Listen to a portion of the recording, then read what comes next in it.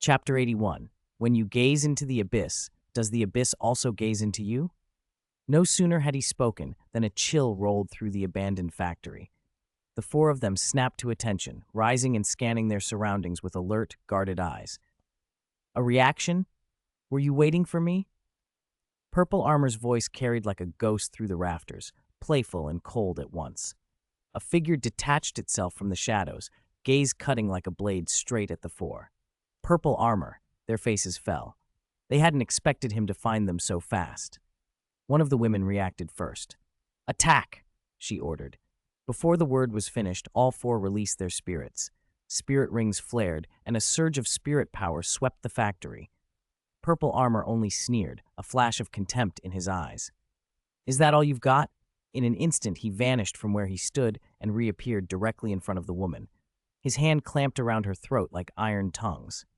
She choked and struggled, eyes wide with terror, but Purple Armor's grip was immovable. "Do you think you can deal with me with these petty tricks?" His voice was cold and low. He tightened his hold a fraction, and the woman's face went white. Her breathing grew shallow, nearly stopping. "Let her go," one of the others shouted. They launched themselves at him. Spirit abilities burst out in a barrage, but Purple Armor only smiled. His body blurred and flowed. He dodged their attacks with impossible ease, his hands still locked on the woman's neck. "You say, 'Let her go,'" he said, amusement in his tone as if he'd seen a private joke. "But really, you're the ones who want your companion dead, aren't you?" The three paled. His words had struck a raw nerve. "Esteemed Purple Armor, there's a misunderstanding," the eldest of the three said, stepping forward and lowering his stance as much as he could. His voice tried for calmness but trembled. His eyes betrayed his fear. Purple Armor's sneer deepened. He increased the pressure in his grip. The woman's face turned a bluish purple. She gasped for breath. "Yes! Yes!" the elder stammered and quickly produced a certificate from his chest. "We're from the Sun Moon Federation's Federal Investigation Bureau. I'm the team leader on this operation, Fu Chenyu. We came to talk with you and the Jishou Chamber of Commerce. One of our members clearly misjudged the situation." Purple Armor's eyes flicked to the badge. A contemptuous laugh curled at his mouth. "The Sun Moon Federation's Federal Investigation Bureau? You've got a talent for excuses." He relaxed his hold just enough for the woman to gulp air and slump forward. His gaze swept the four of them like a blade. "Cooperation? Your cooperation was a covert attack on my young master." Fu Chenyu's face changed, and he rushed to explain. No, that was a mistake. That teammate acted on her own. We had no prior knowledge. We're willing to apologize and take responsibility." Purple Armor narrowed his eyes. A dangerous glint took hold of his expression. He stepped toward Fu Chenyu, voice low and cold. "Apologize? Take responsibility? Do you think I'm so easy to fool, that I'm a brute you can trick?" A crimson, blood-bright killing intent flickered into place, settling over the four of them like a weight that made their muscles heavy and slow. Purple Armor advanced another step, and Fu Chenyu acted. Boom. Something buried in the ground detonated. The fixed spirit device they'd planted exploded in a single cataclysmic instant. Smoke and flame filled the factory. Concrete and steel shuddered and gave way. The four had clearly prepared for many outcomes. Death among them. Cough, cough, the team coughed through the dust. They stared into the heart of the blast as it vomited smoke and fire. The entire building was almost leveled. Fu Chenyu didn't look relieved. He kept his face grim and his eyes fixed on the wreckage. He knew Purple Armor's strength exceeded that of ordinary spirit masters by orders of magnitude. "A cannon of an 8th grade fixed spirit device," he muttered. A low, hollow chuckle came from the smoke, a sound like iron scraped across stone. "Not a bad idea. You just picked the wrong person." Purple Armor's voice came from the ruined center. The cannonball's force had nearly taken him, almost. But he was Purple Armor. Even before the Tiger Leopard tribe's war king, he had been a warrior willing to defend his king. After continuous cultivation and the energy Amethyst Chen Zhou had provided, he had reached the level of a half-step general at rank 16. The dust began to settle. From the haze, a vast, dark silhouette resolved itself, no longer human-shaped. Where Purple Armor had been stood something else, a massive mechanical body stitched with channels of life energy, armor plates forming a living chassis. Combat energy crackled in the air. The shape took form, an armored beast, heavy and precise. That skin is ridiculously unnatural. The old man's voice trembled. Under the three's unbelieving stares, purple armor had transformed, no, revealed his true nature. The first vanguard of the armor beast tribe had emerged, the purple armor beast. Mecha, what exactly are you? Fu Chenyu's voice shook, fear and disbelief tangling. The purple armor beast's frame was an impossible fusion of archaic beast and cold, future tech. Deep purple plates overlapped like scales, each rim glowing faintly with inner light. Gears and pistons glowed with purple arcs. The whole body rose and fell as if breathing. Its limbs were thick and brutal, fingers like blades catching the light. Its head was a metallic skull, gears whirring in the eye sockets. Red lights burned there as if they could see into a person's soul. What am I? The beast's voice rumbled, low, hoarse, with a mocking playfulness. He took a step and the floor shuddered under the weight. You ants, he said, has no one taught you that when you gaze into the abyss gazes back? A dangerous aura rolled outward. The purple armor beast towered over them like a mountain. Oppression pressed down on Fu Chenyu and his teammates. Their spines chilled, their limbs heavy. There was no escape now. Thanks to generous donations from Taoist Master Kaituo, Taoist Master Wuxi Fengqi, and Reader 22407556 AD, we have 5 chapters today, making up for yesterday's extra chapter donated by Taoist Master Longyu and the extra chapter for meeting the subscription goal. The extra chapters from the 3 other Taoist Masters will be made up tomorrow. It's too late today, and I don't want to stay up late. Subscriptions, 178 of popularity, 7,400. Number of donors, 3. Chapter 82, exclusively free. Who are you? A team member stammered, his whole body shaking, disbelief written across his face. They had suspected that the purple-armored beast might not be an ordinary spirit master, but seeing it now erased every hope. I will not answer the questions of those who are about to die. The purple-armored beast replied in a cold, heavy voice, thick with contempt. It stepped forward, its enormous Mech Beast frame closing in on the 4 of them. There were no explanations, no room for negotiation. The moment Fu Chenyu saw it, he knew they had no chance. The purple-armored beast moved like lightning, purple light trailing its form. In an instant, the 4 figures seemed frozen in place as a cold, murderous aura filled the air. Fu Chenyu and his teammates didn't even have time to react before death reached for them. Bang! A dull impact sent Fu Chenyu flying as the beast's giant claw smashed him into the abandoned factory wall, shattering brick and concrete. Blood filled his mouth. He collapsed, barely able to move. Captain! The remaining 2 teammates cried out, but before their voices had finished, the purple-armored beast was in front of them. Its mechanical eyes glinted with bloodthirst, and its hand, like an iron clamp, seized one of them by the throat. Crack! Bones broke with a crisp sound. The man's neck was crushed. His body went limp and dropped to the floor, life snuffed out instantly. Beast! Monster! The last teammate screamed, panic driving him to release his spirit in a frantic attempt at resistance. But his spirit ability looked pale and weak against the purple-armored beast. The beast didn't bother to dodge. It let the spirit strike its armor, and the attack left not so much as a scratch.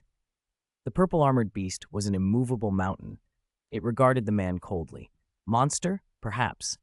Its voice was low and hoarse, laced with mockery. It raised a hand and condensed purple energy into a razor-sharp blade. But you are not even as strong as a monster. The blade flashed and sliced the man in 2. Blood sprayed through the air, his body collapsed. Fu Chenyu forced his eyes open and glanced at the monstrous purple figure looming over him. Despair and regret flooded his gaze. He had never imagined he would end like this, never thought he would provoke something so terrifying. Who? Who are you? His voice was weak and trembling. Life was leaking away, but he could not let go of the question. The purple-armored beast stepped forward and looked down at him, its tone icy and deep. Who we are is no longer relevant to you. All you need to know is this: no matter where you came from, this planet will soon belong to the Mecha Beast Clan. Before it finished speaking, its giant claw slammed down and crushed Fu Chenyu's body. The next day, at the entrance to a small town not far from East Sea City, 3 brutally mangled bodies were hung on pillars at the town gate, impaled as a warning. Panic spread through the region, and news of the killings reached East Sea City.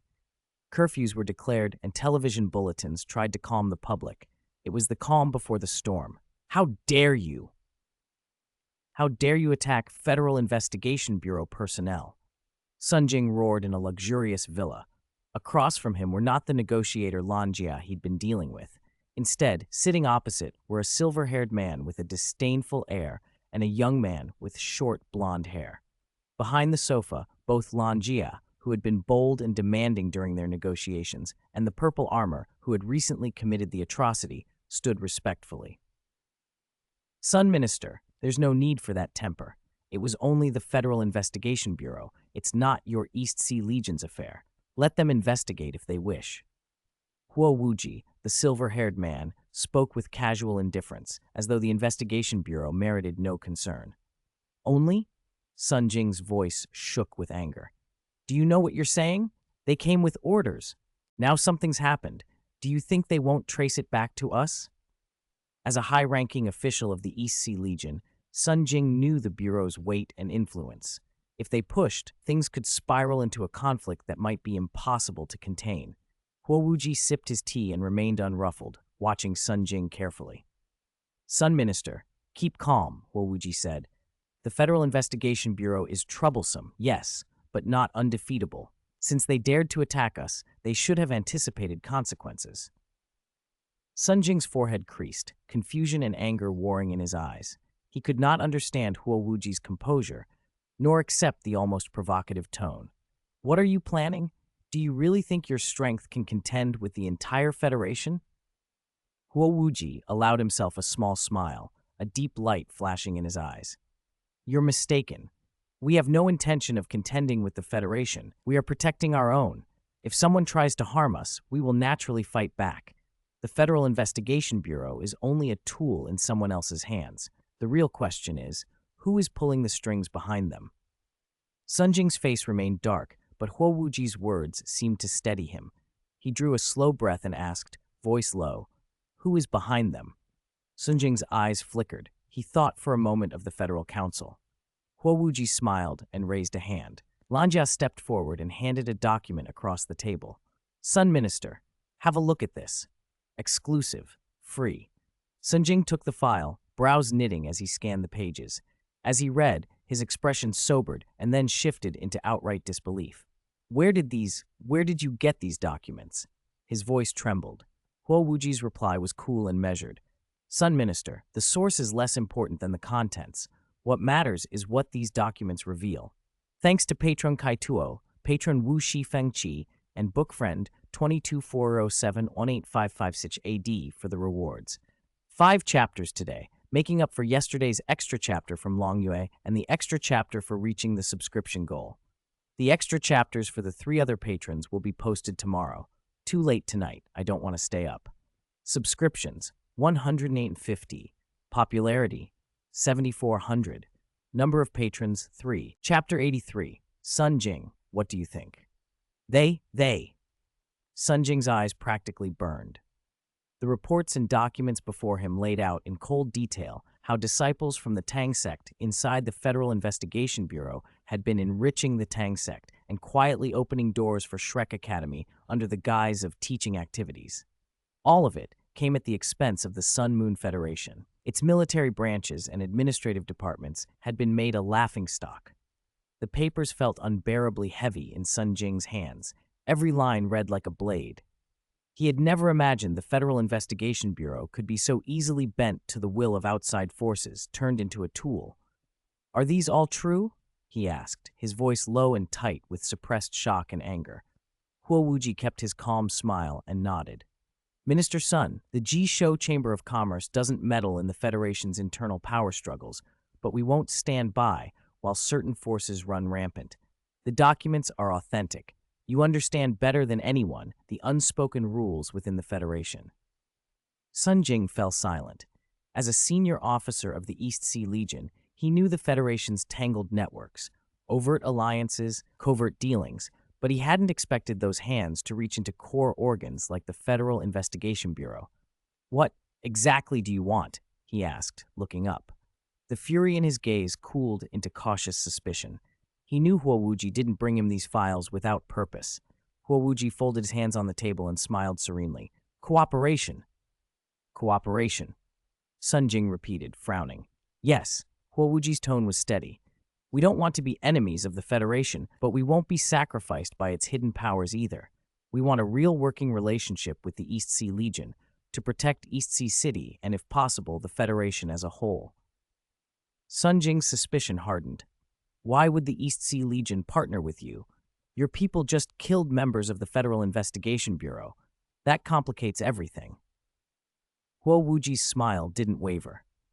Precisely because things are complicated, we need cooperation even more. The Investigation Bureau's actions show that some forces are trying to set the Jisho Chamber of Commerce against the East Sea Legion, even if it hurts the Federation. If we don't unite, the only ones who will suffer are us. Sun Jing weighed the words, staring down at the files. If Huo Wuji was right, certain people had crossed lines and sacrificed the Federation's interests to meet their aims. He asked, voice edged with caution, "What kind of cooperation are you proposing?" Huo Wuji's eyes gleamed faintly. "We want intelligence sharing, especially about the movements of those forces. In return, we'll offer the East Sea Legion technological support, resources, and even military assistance when necessary." Sun Jing's brow tightened. That's not simple. Sharing internal intelligence would break Federation protocols and could ignite greater conflicts. Huo Wuji nodded. I know it's risky, but inaction lets those forces get bolder. Eventually, the East Sea Legion won't be able to protect itself either. Sun Jing glanced between Huo Wuji and the officers in the room, Golden Claw God, Lan Jia, purple armor, reading the resolve in their faces. The Federation had long been fracturing. The power plays had only grown sharper. Staying neutral could drag the Legion into an even more dangerous vortex. Why should we trust you? He asked, refusing to move too quickly. Huo Wuji's expression turned earnest. You don't need to trust us completely. You only need to see that our interests align for now. Those forces have already trampled your bottom line, betrayed the people they're supposed to serve. Until our interests diverge, we can be powerful allies. Sun Jing sat quiet, turning the problem over. The Jisho Chamber was new but influential. In this shifting game of power, they might prove a necessary ally. I need time to think. Of course, Huo Wuji said, as if he had expected the reply. But not too long. The situation is moving fast. None of us want to end up as sacrifices. Time had indeed become the enemy. The previous night's events had rippled across the city. The purple armor beast's brutal methods had spread fear and served as an effective deterrent, even intimidating those who might oppose the Jisho Chamber. At the East Sea Legion headquarters, Shui Shuheng, an old man who had spent his life serving the Sun Moon Federation, took the documents Sun Jing handed him and closed his eyes for the first time with a look of real sorrow. He had fought like a gladiator his whole life, from youth to maturity to old age. He had never imagined he would face this at his years, the Federation's internal rot laid bare. His fingers tapped the table as complicated emotions churned in his chest. After a long pause, Shui Shuheng finally spoke, his voice low and heavy. Sun Jing, what do you think? Chapter 84. I will use blood to tell them. Sun Jing stood to the side, his expression grave. As one of the East Sea Legion's core figures, he understood better than most that events had slipped beyond their control. Conspiracies inside the Federal Investigation Bureau, the sudden rise of the Jisho Chamber of Commerce, and shadowy forces moving unseen had made the situation dangerously complicated. Shu, I think we should consider cooperating with the Jisho Chamber of Commerce, Sun Jing said, a trace of hesitation in his voice, but his eyes steady. He knew this choice could shatter the Bureau from within, but it might be their only option. Shui Shuheng fell silent for a long moment, his gaze moving from the folder in his hands to the dull sky beyond the window. Wariness flickered across his face, but beneath it sat stubborn refusal. He had fought for the Federal Investigation Bureau all his life. To accept this felt like conceding a part of himself. Cooperate, he finally said, voice threaded with helplessness and outrage. They just murdered one of our own. How do we explain that to the Bureau? He could understand, in a cold, tactical way, Huo Wuji's actions. But as a pillar of the Bureau, he had to think about its stability and the dignity of the law. Sun Jing breathed in and, unusually for a quick-tempered man, held his temper. Shui Shu, can't you see what the Bureau has become? With outside forces embedded and influential families running wild, who actually works for the Bureau anymore? These people have accumulated power until they've become parasites, leeching the life out of the Federal Investigation Bureau. Sun Jing's voice was steady and sharp. As deputy minister of the Mecha department and scion of a family that had served the nation for 3 generations, he rarely showed sorrow. Yet the current state of the Bureau filled him with bitter disappointment. Those families that once bled for the institution had turned into its worst enemies, sacrificing the Bureau's interests for their own greed and vendettas. Shui Shuheng listened, a complicated expression passing over his features.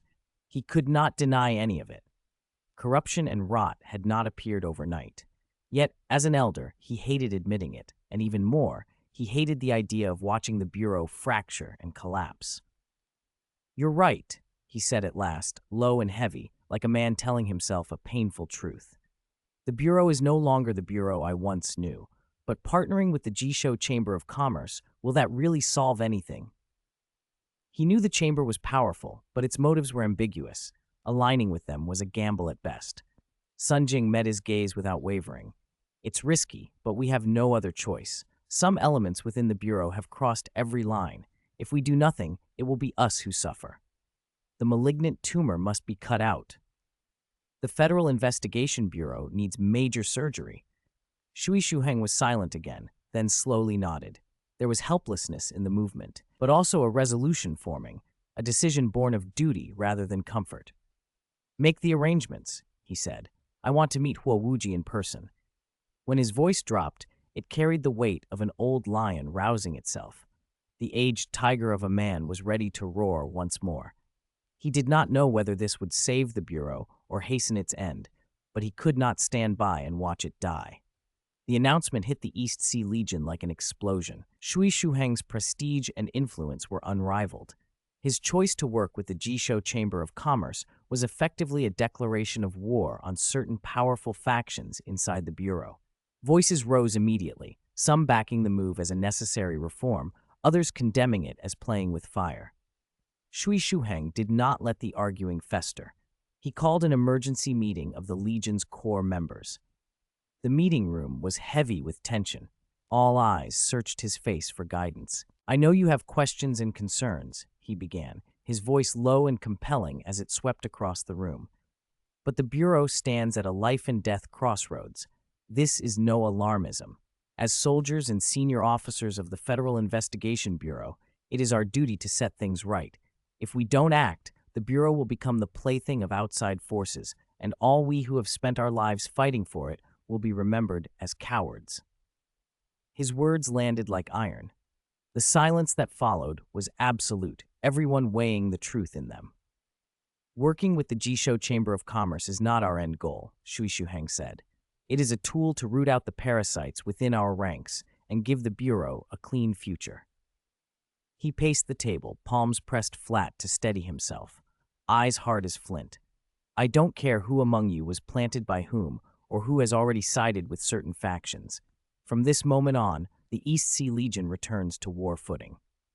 As of today, we enter Level 1 combat readiness. All leave is canceled. Everyone stays on full standby. Our intelligence department will fully cooperate with the Jisho Chamber of Commerce to track any suspicious forces in the East Sea. Anyone who dares to obstruct this operation, no matter who they are, will be killed without mercy." A cold, uncompromising promise filled the room. Shui Shuheng lifted his chin. The old man's posture straightened, his pale hair ruffling in the draft. In that instant, the 93rd level titled Douluo, Long Whale Douluo Shui Shuheng, reasserted himself before an East Sea Legion that had long forgotten the man who had once dared to confront even Shrek Academy. "I will use blood to tell them," he declared, voice like thunder, "that this place, the East Sea, is not theirs to command." His words echoed through the room, sharp and final. Betrayal against the Federal Investigation Bureau would be paid for in blood. Chapter 85, Alarmist Talk. The air in the conference room hardened. Shock and resolve flashed across everyone's faces. They all understood that Shui Shuheng was not bluffing this time. Yes, Voices rose in unison, loud and steady, a collective declaration of will. Shuisheng did not relax. His stern, weathered face showed no relief. His fierce gaze swept the assembly. He knew how few of those below were truly loyal to the Federation, and how many harbored private agendas. For now, he would let small things pass, but if anyone tried to play games at a moment like this, he would be merciless. Orders from the East Sea Legion went out at once. Mecha department units mobilized, intelligence networks fanned out, and East Sea City and its environs were placed under strict surveillance. The anomaly along the entire East Sea coast sent a shock through Mingdu, the capital. Senators in the Sun Moon Federation could hardly believe that an old man, seemingly close to death, could be so determined. A letter had been sent to all high-ranking Federation officials, carried by Huo Wuji to Sunjing and then on to Shui Shuheng. The aim was simple: force the Sun Moon Federation to mirror East Sea's scrutiny, unearth its secrets, and drag the unspeakable into daylight. Shui Shuheng flooded the Federation with the materials, documents that amounted to a scandal. He printed and distributed them widely to grassroots cadres, middle managers, and top officials alike. The papers hit like a bomb. The revelations outraged people. Forces once thought to be pillars of the Federation were exposed as parasitic, acting recklessly and sacrificing the Federation's interests for personal gain. Inside the Federation Parliament, the atmosphere turned poisonous. Senators looked at one another, stunned that events had escalated so far. Those previously untouchable now found themselves targets of public disgrace. Some began to question the Federation's future. What is going on?" a senator asked, voice trembling, face drained of color. "Has Shui Shuheng gone mad? Is he trying to upend the Federation?" Another slammed his palm on the table, rage flashing in his eyes. An elderly senator raised a slow, heavy objection. "No, he hasn't gone mad." His tone was low but carried weight. "He has simply seen what we have refused to see." His words landed like a hammer. Silence fell as everyone absorbed their meaning. "Gentlemen," Chaitayan stood.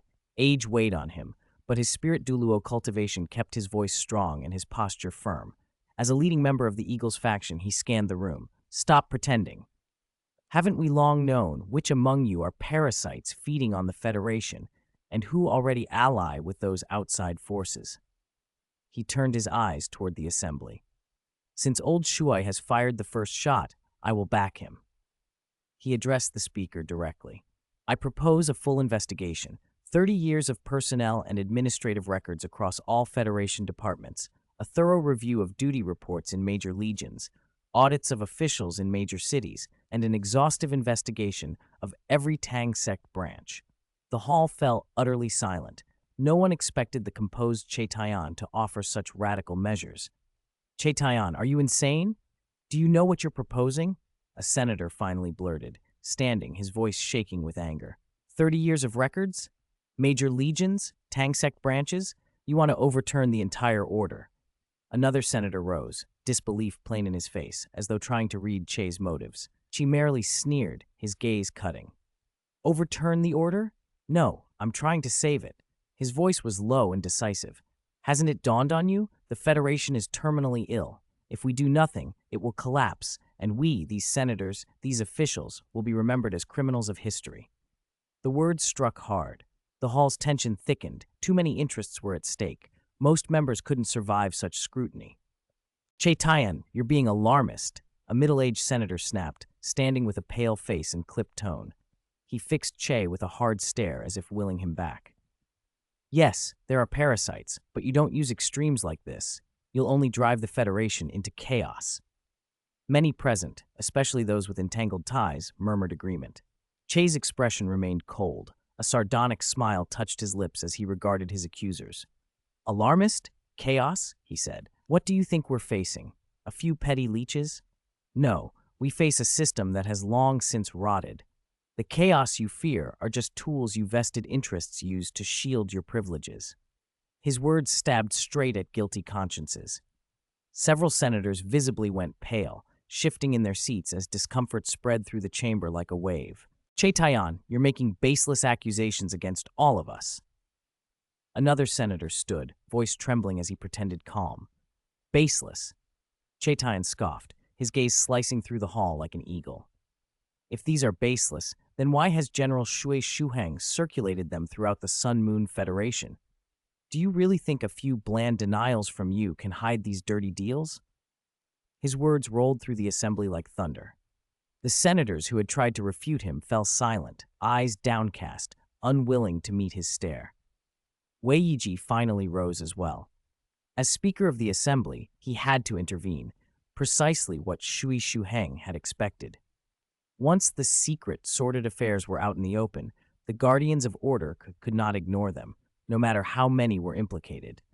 Since General Shui Shuheng doesn't want to escalate this further, we'll keep it within our internal channels, Wei Yiji said. He held 3 sets of documents, one for the Federation's core leadership, one for mid-level executives, and one for grassroots cadres. Each higher tier contained more complete, damning material. Shui Shuheng hadn't wanted a public uproar. He'd used these leaks as leverage to force action from above. Wei Yiji's voice was low and authoritative. His gaze swept the chamber, silently warning, no one can avoid this reckoning. Gentlemen, General Shui Shuheng's revelations show that the parasites inside the Sun Moon Federation have become intolerable. If we do nothing, the Federation's foundation will be shaken, and we, these so-called senators and high officials, will be judged by history. His words struck like a hammer. The hall grew more solemn. Everyone fell into a heavy silence, turning over his words. Although Senator Chaitayan's proposal is radical, it isn't without merit. We need a thorough internal investigation to root out the parasites in the dark. A senator moved to speak, but Wei Yiji waved him down. 30 years is too long. Within 5 days, each department will compile relevant records from the past 5 years. 5 days from today, Federal Headquarters will form a special investigation team protected by mech squads dispatched by each major legion. The members of that team will be announced then. Now, we will vote by a show of hands. Human nature favors moderation. If you demand the roof be torn off, people will accept a window. The room fell into an uneasy hush. Senators' faces showed shock, hesitation, and unwillingness. None wanted to be exposed. But Wei Yiji's stare was relentless. Please vote by show of hands. After the pause, Chaitayan was the first to raise his hand, decisive and without hesitation. A few elder senators followed. One by one, hands lifted, some slowly, reluctantly. Those who'd planned objection found themselves boxed in by reality and raised their hands too. Wei Yiji surveyed the sea of raised hands, nodded once, a flash of satisfaction crossing his face. Very well, the motion passes. In 5 days, all departments must produce 5 years' worth of records for review. Any attempt to conceal or delay will be treated as betrayal of the Sun Moon Federation, and you will face the consequences. The sentence landed like another hammer blow. No one had expected matters to escalate so far. 5 days, though, enough time to contact people, hide things, and mitigate the worst. They wouldn't be annihilated, but they would be weakened. The Federation, at best, had bought only a reprieve. When the meeting ended, the senators filed out one by one, faces clouded, some relieved, others deeply uneasy. Chaitayan stood at the doorway, watching them go. A cold sneer tugged at his lips as he watched the compromises play out. In the end, they still chose to compromise, he murmured, a note of bitter amusement in his voice. He knew the 5-day buffer would let many of them cover their tracks. But he also believed Shui Shuheng's actions, and his alliance with the Jisho Chamber of Commerce had already broken the old balance. The forces in the shadows could no longer operate with impunity. Next, it's up to you, Chayan said under his breath, his eyes drifting toward Donghai City as if seeing the future unfolding there. Senator Che, you seem to have more to say. Wei Yiji's voice came from behind. She turned to see the speaker approaching with a measured smile. Speaker Wei, I've said what needed to be said. Now it comes down to action, Che replied. Wei Yiji regarded him for a moment. Senator Che, you've always been steady. Why act so radically now? Aren't you afraid it could backfire? A hard light flashed in Chaitayan's eyes. Speaker Wei, the Sun Moon Federation is at a life-or-death turning point. If we don't act now, we will be the ones to suffer. I'm no hero, but I won't stand by and watch the Federation destroy itself. Wei Yiji was silent, then sighed softly. I understand your resolve, but the forces inside this Federation are tangled. One move affects everything. These things can't be fixed overnight. Chaitayan said nothing. He shook his head once and turned away. Factions or allegiances, eagle or dove, youth or old guard, none of them could be trusted now. Cheitayan looked back once at Weiji, then set off, the conviction heavy in his steps. He trusted no one anymore. Chapter 87. Huo Wuji. Under the war mecha, King Cheitayan was almost universally admired. Every official in Mingdu praised him without exception. But precisely because he was so flawless, he had no real influence. The labels Eagle's faction and Dove's faction existed only on paper. What did it mean to be an eagle or a dove when Shrek Academy, the Tang sect, the Spirit Transfer Pagoda, and the great families controlled the federal government? Even if the old power brokers like Shui Shu Heng passed away, what force could truly counterbalance them? Who, from the Federation's perspective, could stand up to those behemoths? Cheitayan asked himself that question in silence and found no answer. Perhaps it was time for fresh blood to rise. He stared at the distant sky, the thought forming clearer in his mind. In the Federation's bureaucracy, young voices were smothered. Sharp ideas and innovation ground down by entrenched interests. Yet Cheitayan knew true change often required the courage and strength of youth. Then he scoffed softly, a trace of helplessness creasing his aged face. Where would one find young people who combined both ability and daring? Who among the prodigies had not been raised on the myths of First Academy, on the legends of Shrek Academy, or groomed by the Tang sect's heroic lore? Take Chen Shinji, now hailed as a pillar of the Federation, who didn't know his origins tied back to Shrek's Sea God Pavilion? Cheitayan did not share Shui Shuheng's nostalgic attachment to the Sun Moon Federation. He had climbed from the bottom and cared only that whoever held power would make the Federation better and the people's lives improve. But the system as it stood was rotten. Spirit Master Academies monopolized cultivation resources, sect groups funneled technology into war, research institutions pursued profit, not affordability.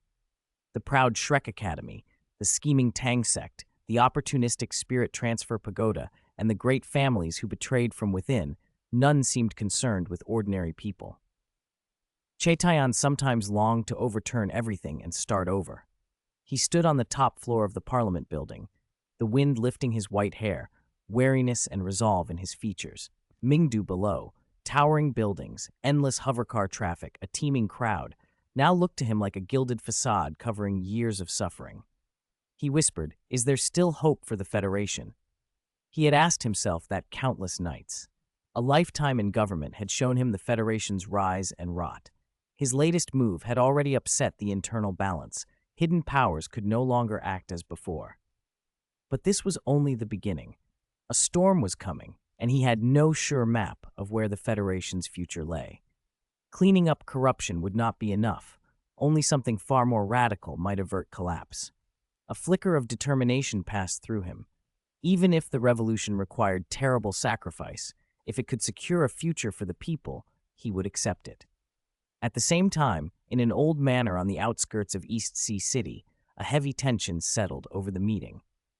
The arrival of two powerful forces had ignited the city's atmosphere.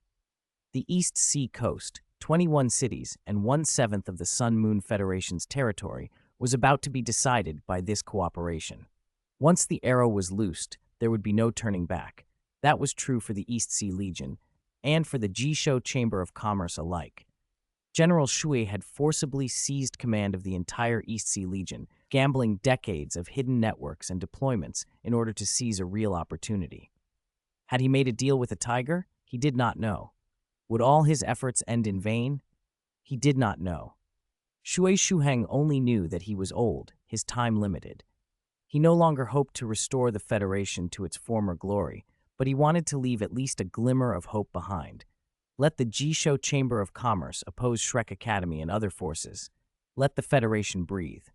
Inside the manor, Shui Shuheng and Huo Wuji sat across from one another, their expressions grave and probing.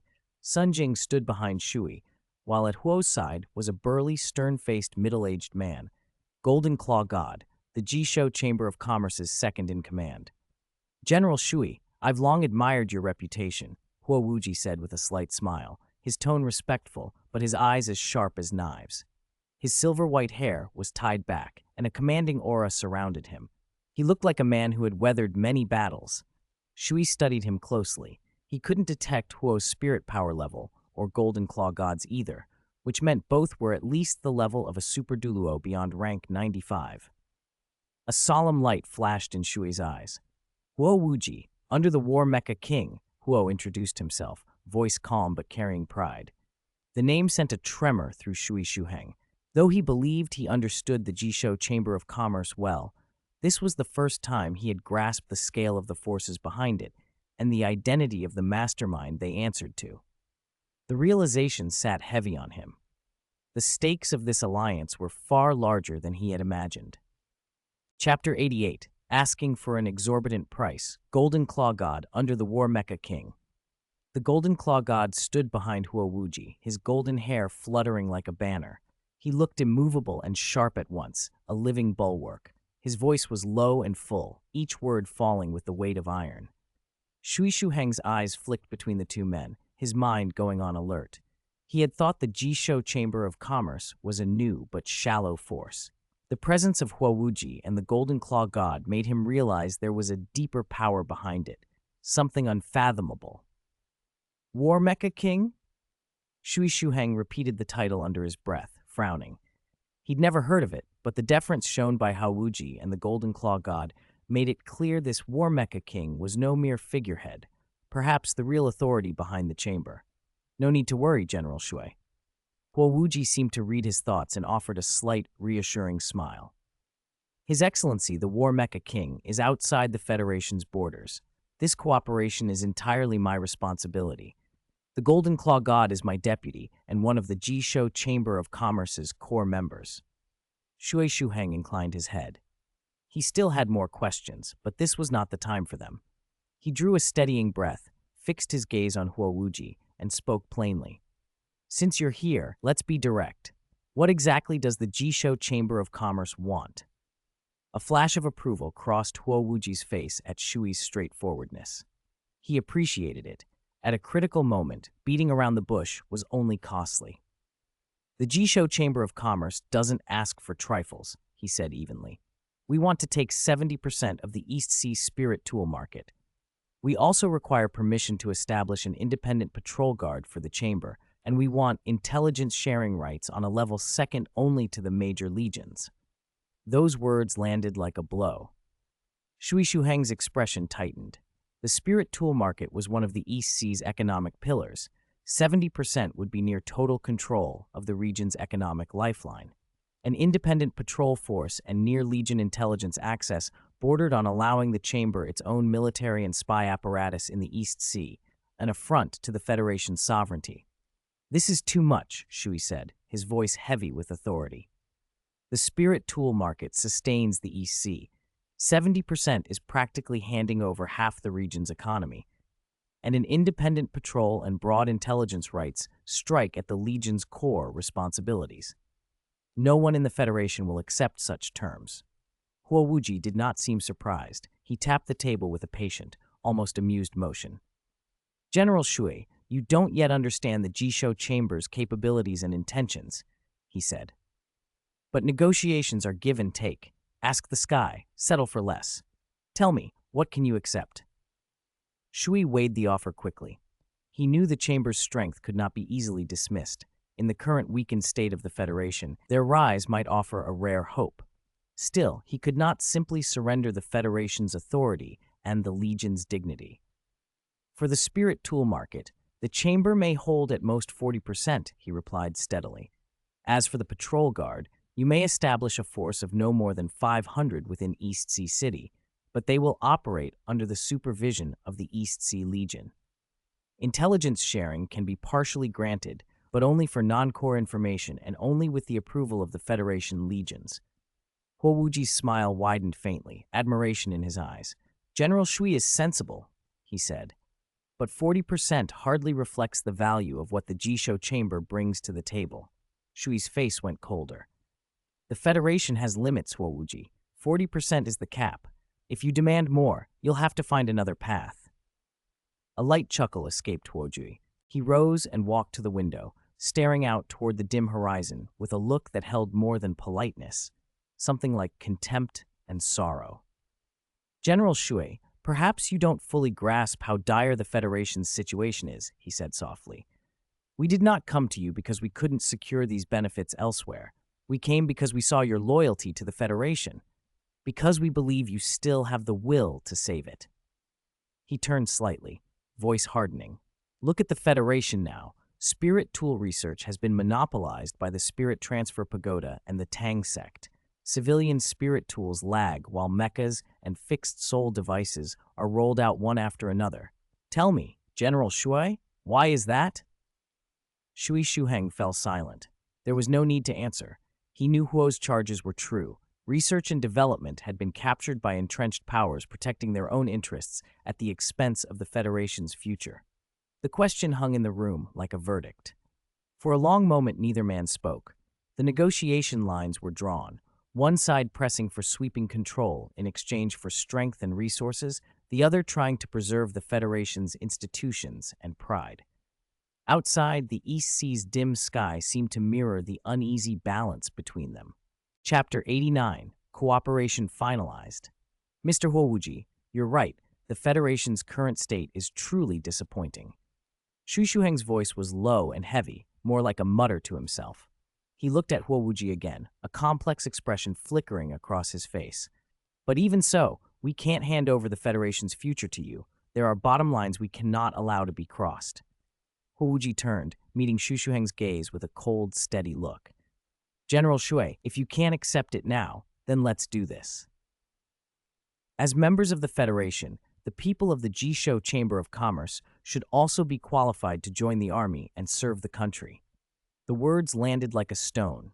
The atmosphere in the room stiffened. This was a strategic retreat in appearance. Since they could not hold autonomous patrol and self-defense rights outright, they would nominally join the East Sea Legion. In practice, however, they would still control the Jishou Chamber of Commerce's core power. That would let the chamber operate legally in the East Sea and expand its influence under the Legion's name. Shui Shuheng's brow tightened. Huowuji's proposal looked like a concession, but was far more dangerous in reality. If Jishou members officially joined the East Sea Legion, they would gain legitimate access to the Federation's military system and might gradually seize real control of the Legion. That outcome would be harder to reverse than independent patrols or shared intelligence. Mr. Huo, Shui Shuheng said, your proposal is going to be difficult to accept. Huowuji leaned back. The smile slipped from his face, replaced by impatience. This won't do, that won't do, he said, irritation showing. General Shui, you've misunderstood one thing. In this cooperation, your need is greater than ours. The Jishou Chamber of Commerce doesn't care if Douluo continent fails. There are other continents to deal with. The threat was sharpened and plain. If Shui Shuheng refused, Huowuji made it clear the chamber would not hesitate to withdraw from the continent and even look elsewhere. Shui Shuheng's expression hardened. He knew Huo's words were not idle threats. The chamber's power and reach already extended beyond the Federation's full control. If they left, the Federation would lose a vital ally and face a deeper crisis. The elderly general, nearly a centenarian in spirit, hunched a little and began to negotiate. In the end, the East Sea Legion and the Jishou Chamber of Commerce finalized the cooperation with three main terms. 1. The East Sea Legion will establish an auxiliary patrol squad composed of members from the Jishou Chamber of Commerce. The squad leader will be Purple Armor, and the deputy will be a senior member from the East Sea Legion's Information Department. 2. The Jishou Chamber of Commerce may occupy up to 65% of the Soul Guidance device market in the East Sea region, but the East Sea Legion will offer no direct assistance in that competition. Market share will be determined solely by the Chamber's own efforts. The Legion will only provide administrative conveniences such as land allocation, factory permits, and research support. 3. The Jishou Chamber of Commerce and the Supreme Research Group must first offer their latest spirit tools to the East Sea Legion. The Legion will charge only cost for mecha maintenance and recuperation services. With those principal terms settled, the remaining matters were minor, and the cooperation meeting concluded successfully. Watching Huowuji and his delegation leave, Sun Jing stood beside Shui Shuheng, his face troubled. The agreement had patched the Legion's immediate crisis, but Sun Jing saw the long-term danger. The Chamber's ambition and strength far exceeded expectations, and Shui Shuheng had taken a monumental gamble with the Federation's future. "Shui Shu, is this really worth it?" Sun Jing asked, his voice edged with doubt. Shui Shuheng remained silent for a moment, eyes still following the direction Huo's convoy had taken. Wariness and helplessness showed in his expression. He turned to Sun Jing and spoke quietly.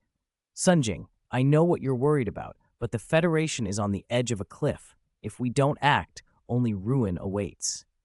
But the Chamber's demands are almost tantamount to controlling the East Sea's economic and military lifelines. If we accept this, will the Federation's future still be ours?" Sun Jing pressed. He could not see why Shui Shuheng would so readily accept such terms. Shui Shuheng sighed. A complicated look passed through his eyes. "You're wrong if you think the future of the Federation was ever truly in our hands. Hidden forces long ago began to corrode our foundations. This cooperation isn't about handing the Federation over to the Chamber. It's about using their strength to root out the parasites within the Federation. Maybe, after we buy ourselves some breathing room, there'll be a chance to right the ship." As expected, the second subject of the final exam was held outside the academy. Wu Jiangkong led Tang Wulin, Xie Xie, Gu Yue, and the late-arriving Chen Zhou off campus together. They boarded a Soul Guidance bus and headed out to the suburbs. "Teacher Wu, what's today's exam about?" Xie Xie asked cheerfully. Wu Jiangkong glanced at him without much expression. "You'll see when we get there. It's somewhat like the Spirit Ascension platform, but not exactly the same." "All right." Xie Xie nodded and stopped asking. Chen Zhou was quiet, staring at the scenery sliding past the window. East Sea City was vast, but he had never really taken the time to know it. His occasional whims always ended in uneasy partings. The Soul Guidance bus moved quickly. After they left the city center, the surroundings grew unfamiliar. Streets were still there, but far emptier. Tall buildings faded away, replaced by high walls and fences. They disembarked in the suburbs and were led into a vast complex, the East Sea Soul Guidance Technology Park. The park's paths were shaded by green trees, and the buildings varied in style, mostly metal, all emitting a strong technological feel. The exam, whatever its nature, would begin here. Chapter 90, Second Exam Location. "Do you know this place?" Tang Wulin asked Xi in a low voice. "I've heard of it," Xi replied. "Most of Donghai City's high-tech companies are concentrated here. I heard there's even a factory that makes mechas." "Mechas?" Tang Wulin's eyes lit up. Teacher Wu had mentioned that high-end mechas were battle armors, but they had never seen one. In Tang Wulin's mind, mechas were still those towering, mighty machines. Chen Zhou, however, saw it differently. To him, the presence of mechas revealed a weakness in the Federation's control over research and production.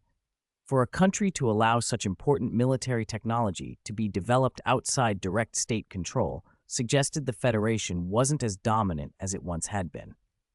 He scanned the industrial park with a careful, inward gaze, trying to read clues from the layout and the facilities. The park was vast. They walked for half an hour before Teacher Wu led them into a smaller compound within the larger complex. The first thing they saw was an open green area, then a cluster of small buildings. Compared to the earlier structures, this one seemed diminutive, oddly out of scale within the larger park. At the entrance, there was no nameplate. They had no idea what kind of place it was. Could the second part of the final exam really be here? The small building was dark blue, its exterior cladding mirrored panels of glass that caught and scattered the light. There was no one at the entrance. The dark blue glass doors were closed. Teacher Wu stepped forward and pressed his right hand against the glass. A bright blue light flashed, and then a projection appeared. A slightly amused voice said, "Oh, long time no see, little Jiangkong of Donghai." Teacher Wu's tone was flat. "Open the door." The voice sounded mock-exasperated. "You're still so boring." With a soft ding, the glass doors slid silently apart. Tang Wulin, Xie Xie, and Gu Yue froze. Little Jiangkong of Donghai? That was Teacher Wu's name, and Donghai referred to the city, so why did the system address him like that? Inside, white floors, dark blue walls, and soft white lighting made the space look immaculate. Still, there was no one around. A circular metal platform floated in the center, holding 4 metal wristbands. Put them on. Teacher Wu instructed the 4 of them, including Chen Zhou. Xixi reached out curiously. Teacher Wu, what are these for? Identity recognition, Teacher Wu said. Wear them so the defense systems won't mistake you for intruders. It feels so high-tech, Xixi gushed. Teacher Wu said nothing more and led them deeper in. They came to another dark blue glass door. The scanners glowed again, but this time no voice spoke. Those who had put on the wristbands saw a flash of light across their devices, and then nothing. The corridor beyond turned inward and around several corners. After passing another glass door, a bright light flashed, and Teacher Wu, walking at the lead, suddenly vanished. Tang Wulin, Xixie, and Guiyue halted instinctively. Chen Zhou also felt a prick of surprise and scanned the area with his mental force, frowning. This was space technology? Xixi whispered in shock. He came from a large family and knew the continent's tech levels well. True space technology was still R&D, not something practical. But what they had just seen resembled teleportation or spatial transfer. Chen Zhou did not voice it. His mental scan told him this was not genuine space technology, but an imitation, an engineered approximation. Someone had studied spirit masters with spatial abilities and combined that knowledge with special spirit tools to reproduce the effect. It was a pseudo-space technique, sophisticated, but ultimately a copy rather than an original advancement. If the world truly possessed real space technology, its development path would be entirely different. Forward, Teacher Wu's voice came from all directions. Tang Wulin looked at his companions, then at the silent Chen Zhou, and stepped forward first. As he crossed the doorway, a strange sensation washed over him. A tingling energy wrapped his body, and in the next instant he was standing somewhere else. The space was dark blue, with crystalline formations above and below and silver-white metal walls. Light refracted oddly, giving everything an alien sheen. 2 more flashes, and Xixi and Guiyue materialized beside him. Wow, it really is space technology. Our exam location is so high-tech, Xixi exclaimed. Teacher Wu walked to a section of the metal wall, and after a few rapid manipulations, the wall split open to reveal a large screen. Strange symbols glowed across it, and a keyboard slid out. Teacher Wu's fingers flew over the keys. Identity confirmed, Little Zhang Kong of Donghai. Test difficulty, medium. Number of testers, 4. 10-second countdown. 10. 9. What's going on? Why is it starting already? Xixi blurted. Teacher Wu glanced back. Do you want more time? Do whatever you need to. 8, 7, 6, 3, 2, 1. Start. 4 blue lights dropped from above, settling instantly on the 4 of them. A flash of blue swallowed them, and they vanished without a trace. Immediately, a tearing sensation and weightlessness followed. Chen Zhou tightened his mental focus to steady his senses. His nervous system relaxed a fraction, and he recovered. Light wrapped him, and then he appeared in a faint white space. There was no sky, no horizon, just a white ground beneath his feet that defined up and down. Chen Zhou crouched and tapped the surface. The sound was solid, tangible, unlike a pure dreamscape, yet different from the Spirit Ascension platform. It felt like an intertwining of illusion and reality. A bit interesting, he murmured. Welcome to the Hero Hall. First trial, intermediate difficulty. Name, Chen Zhou, age 10. A calm voice announced the information. Chen Zhou straightened as another light flashed. Test requirement, first round, survive for 30 seconds. Chapter 91, Blue Lightning Tyrant Dragon. He was a young man with a refined appearance and a gentle air about him. Tall and slim, his dark blue hair shimmered like a gem in the light. A yellow spirit ring flared, and before Chen Zhou could react, blue lightning sizzled. A blue-purple lightning dragon claw, about a foot across, materialized on his right hand. With quick steps, he charged straight at Chen Zhou. Blue lightning tyrant dragon? Chen Zhou tilted his head, mildly puzzled. Watching the blue-purple dragon claw strike, he casually stepped back. Faced with such a low-level technique, Chen Zhou couldn't imagine how he could possibly be hit. The projection moved like it was following a preset program, repeating that swift technique over and over. To ordinary eyes, its speed would seem extreme. To Chen Zhou, it looked clumsy and predictable. He didn't even bother to use spirit power, relying only on his physical agility and control of the fight's rhythm. He easily avoided every attack. Is this the intermediate test? Chen Zhou felt a little disappointed. He had expected the so-called Hero Hall to present a real challenge, but this opponent failed to interest him. Movement techniques, palm techniques, eye techniques, such low-level stuff. As he dodged, Chen Zhou ran a mental assessment of each attack. They looked fierce, but posed no real threat. The lightning power of the blue lightning tyrant dragon was strong, but in this projection's hands, it was single-minded and mechanical. The awkward pairing of movement and palm techniques didn't suit the projection, like fitting the best engine into an old motorcycle. The performance felt staged. Was this an evaluation or some demonstration? 30 seconds up, first stage passed. Second stage begins. Defeat your opponent or hold on for another 30 seconds. No sooner had the announcement ended than the projection lunged again. Boring. Chen Zhou narrowed his eyes. Cold indifference returned to his face. He watched the young man raise the thunderous dragon claw, blue scales flickering under the lightning, and a hint of disdain curled his lips. If this is all you've got, let's finish it. He stopped dodging and charged straight into the attack. The projection's dragon claw, full of furious thunder, slammed toward Chen Zhou's chest. Just as it was about to strike, Chen Zhou's body twisted in an odd angle, and he seemed to vanish from the spot. A heartbeat later, he stood behind the projection. Too slow. His voice was frosty and flat. He raised his right hand. Years of training had made it like a tyrannosaur's grip, and took hold of the projection's crown, squeezing gently. Crack. A crisp breaking sound, and the projection's head shattered into countless motes of light that dissipated. The rest of the figure disintegrated into blue specks and vanished from the white void. Second stage passed. The mechanical voice announced, as calm and unremarkable as ever. Chen Zhou scanned the empty white space, feeling a faint doubt. This hero hall seemed no more than a simple virtual interaction system that used special energy and media to materialize recorded combat data as opponents. The tech might look high-end to some, but to him it felt crude and rudimentary, old basics he'd known back when he taught at the Supreme Hall in his previous life. Advanced assessment, first stage, prepare. Chen Zhou sighed inwardly. He'd hoped for something harder, but so far the opponents were disappointing. A flash of light, the same young man appeared, looking slightly older. 2 spirit rings rose beneath his feet. Thunderous might. The second ring vibrated. The blue-purple dragon claw reappeared.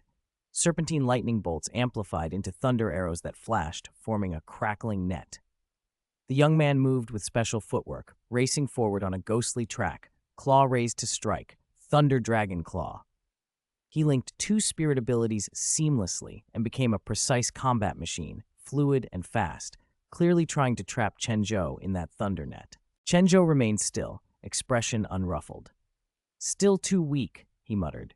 He stepped forward as if he'd seen through the technique, then stomped his foot down on the projection's chest. Bang! The figure flew back like a kite with a broken string and smashed into the white ground with a heavy thud. Chen Zhou stood unchanged, as if that kick had been nothing more than a casual gesture. Looking down at his foot, a cold sneer touched his lips. Is this the so-called advanced assessment? The projection dissipated on impact. Advanced assessment passed. Ultimate assessment, first stage, prepare. Light gathered again. As Chen Zhou expected, it was the same young man's projection, this time a 3-ring spirit elder. He snorted. Does your hero hall have no other projections? Do you have to bring out such a weak guy for the assessment? From today onward, the rules for extra chapters will change. For subscriptions, when the average subscriptions per chapter exceed 30, 1 extra chapter will be added. Popularity rules remain the same. 1 extra chapter will be added when daily popularity exceeds 100. For donations, 1 extra chapter will be added when total donations exceed 500, and then 1 extra chapter for every additional 500. If extra chapters are added one by one, the author will be exhausted.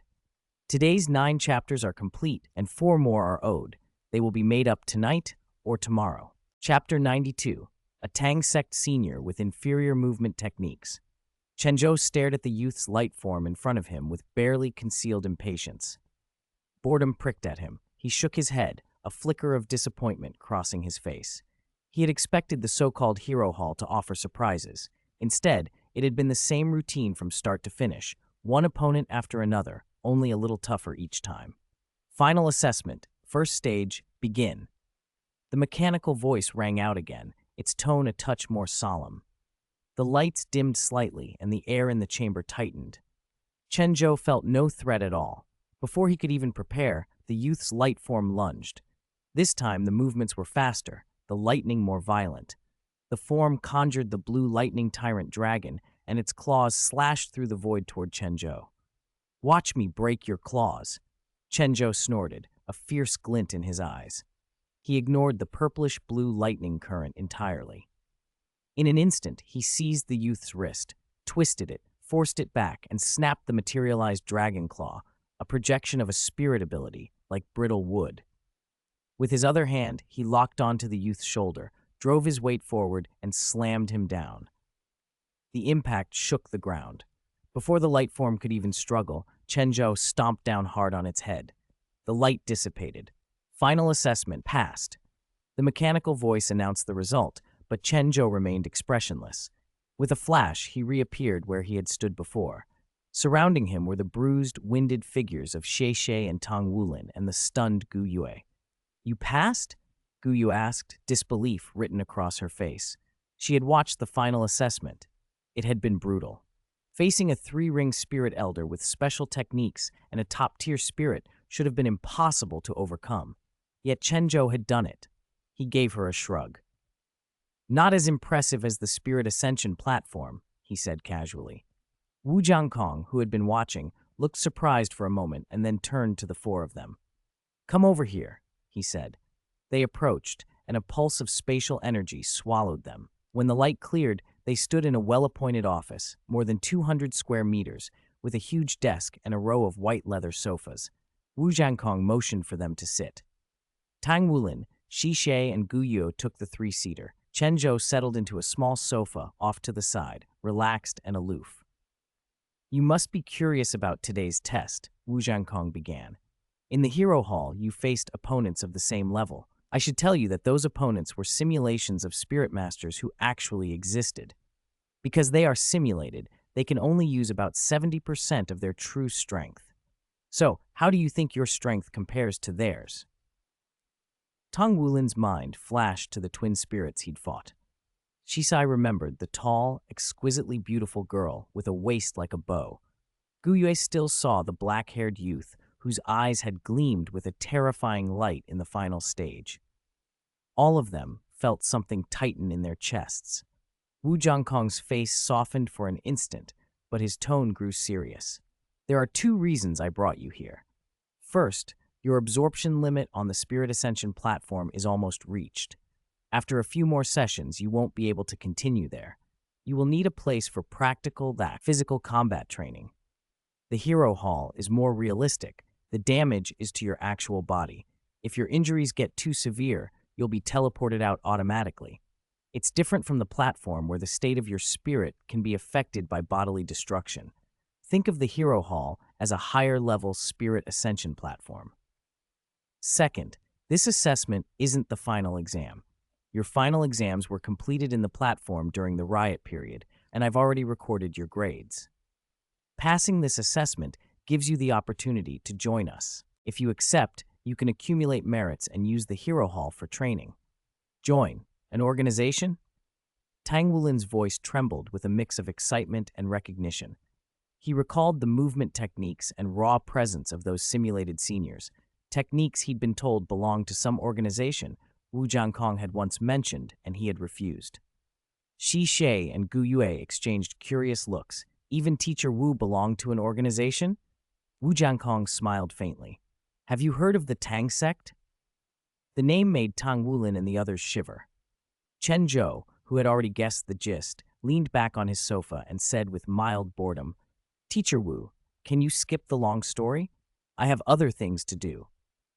Wu Jiankong studied Chen Zhou for a long moment, but answered the others' questions in summary. He explained the Tang sect's history and role briefly, careful to stress its legitimacy and the opportunities membership would bring. Then, after a pause, he looked at Chen Zhou.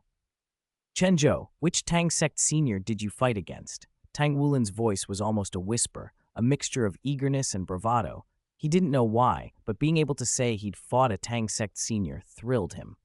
Chen Zhou shrugged. A three-ring blue lightning tyrant dragon spirit master. Movement techniques were inferior, clumsy.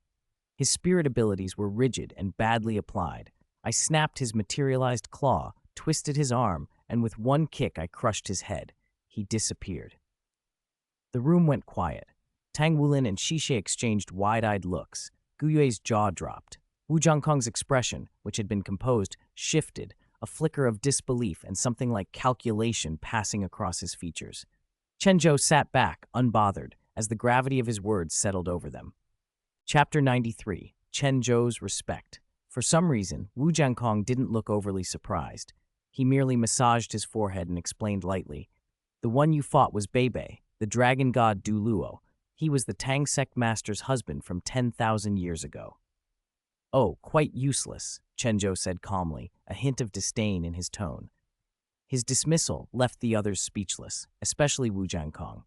Although he had long suspected Chen Zhou's strength, to hear him casually judge a legendary figure from Tang sect history still made Wu Zhangkong uneasy. He felt a flash of anger at Chen Zhou's insolence, but knowing Chen Zhou's character, he didn't scold him. Instead, he said seriously, Chen Zhou, you may not know much about the Tang sect's history, but Senior Beibei was a very famous figure 10,000 years ago. Show some respect to your predecessors. Chen Zhou arched an eyebrow, then nodded once and replied, All right. Senior Beibei looks impressive, but his strength is nothing special. Hearing Chen Zhou address him respectfully while personally belittling a legend made Wu Zhangkong's mouth twitch. He shook his head helplessly and let the matter drop. Turning to Tang Wulin and Xixie, he said, I told you this so you wouldn't be discouraged. Those who defeated you were all legendary figures of the past. If you keep improving in the Hero Hall, one day you might even get to face the trials that the original Shrek's 7 devils did. Tang Wulin swallowed hard and without hesitation said firmly, I'm joining. He had always idolized the Tang sect. Since childhood, he'd grown up on stories about it, especially its founder, who shared his spirit and had been his hero. So, when Wu Zhangkong mentioned joining the Tang sect, Tang Wulin decided immediately. Xie hesitated briefly, then also said, I'm joining too. Wu Zhangkong's expression softened into a rare smile. Don't rush, talk it over with your families, he advised. No need, Xixie said firmly. I don't want to miss this chance. Teacher Wu, I'm joining. I believe I can convince my family. Both Tang Wulin and Xixie looked at Gu Yue. Aside from Chen Zhou, whose depths Wu Zhangkong still couldn't read, Gu Yue had been the most outstanding performer in today's test. Passing a single intermediate test would already qualify them to join the Tang sect. The remaining trials were meant to push limits. Wu Zhangkong was eager to know whether she would join. I'm sorry, Teacher Wu. I'm sorry, Wulin, Xie. I won't be joining. Gu Yue said it calmly, without a trace of regret, as if stating a simple fact. Why not? Tang Wulin and Xie asked together. They were teammates since Zero Class and didn't want anyone to fall behind. Gu Yue shook her head gently. I already have an organization I intend to join. The Tang sect doesn't suit me. Tang Wulin began to protest, but Wu Zhangkong raised a hand to stop him. Everyone has their own aspirations. Just be sure you've thought it through. Gu Yue, with your talent, you'll shine wherever you go. I'll arrange separate practical combat training for you. Thank you, Teacher Wu. Gu Yue nodded. Tang Wulin leaned in, incredulous. Gu Yue, this is the Tang sect, a 2,000-year legacy with profound tradition. A faint ripple showed in Gu Yue's eyes, but she only shook her head. I'm sorry, Wulin. Before coming here, I already decided to join the Spirit Transfer Pagoda. That organization requires exclusivity, so I can't join another. Tang Wulin was stunned. Wu Zhangkong raised an eyebrow. When had the Spirit Transfer Pagoda reached out to Gu Yue? They were swift indeed. Tang Wulin then turned his attention to Chen Zhou, voice lowering into a stammer. Then, what about you? He'd always looked up to Chen Zhou, both from Aura City, both graduates of Red Mountain Academy, both in Zero Class. Chen Zhou had been Tang Wulin's role model, the benchmark he wanted to reach.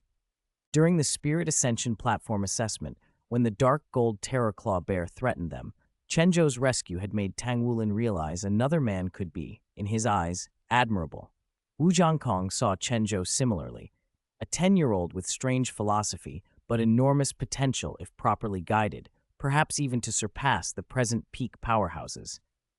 Join the Tang sect? Chen Zhou repeated.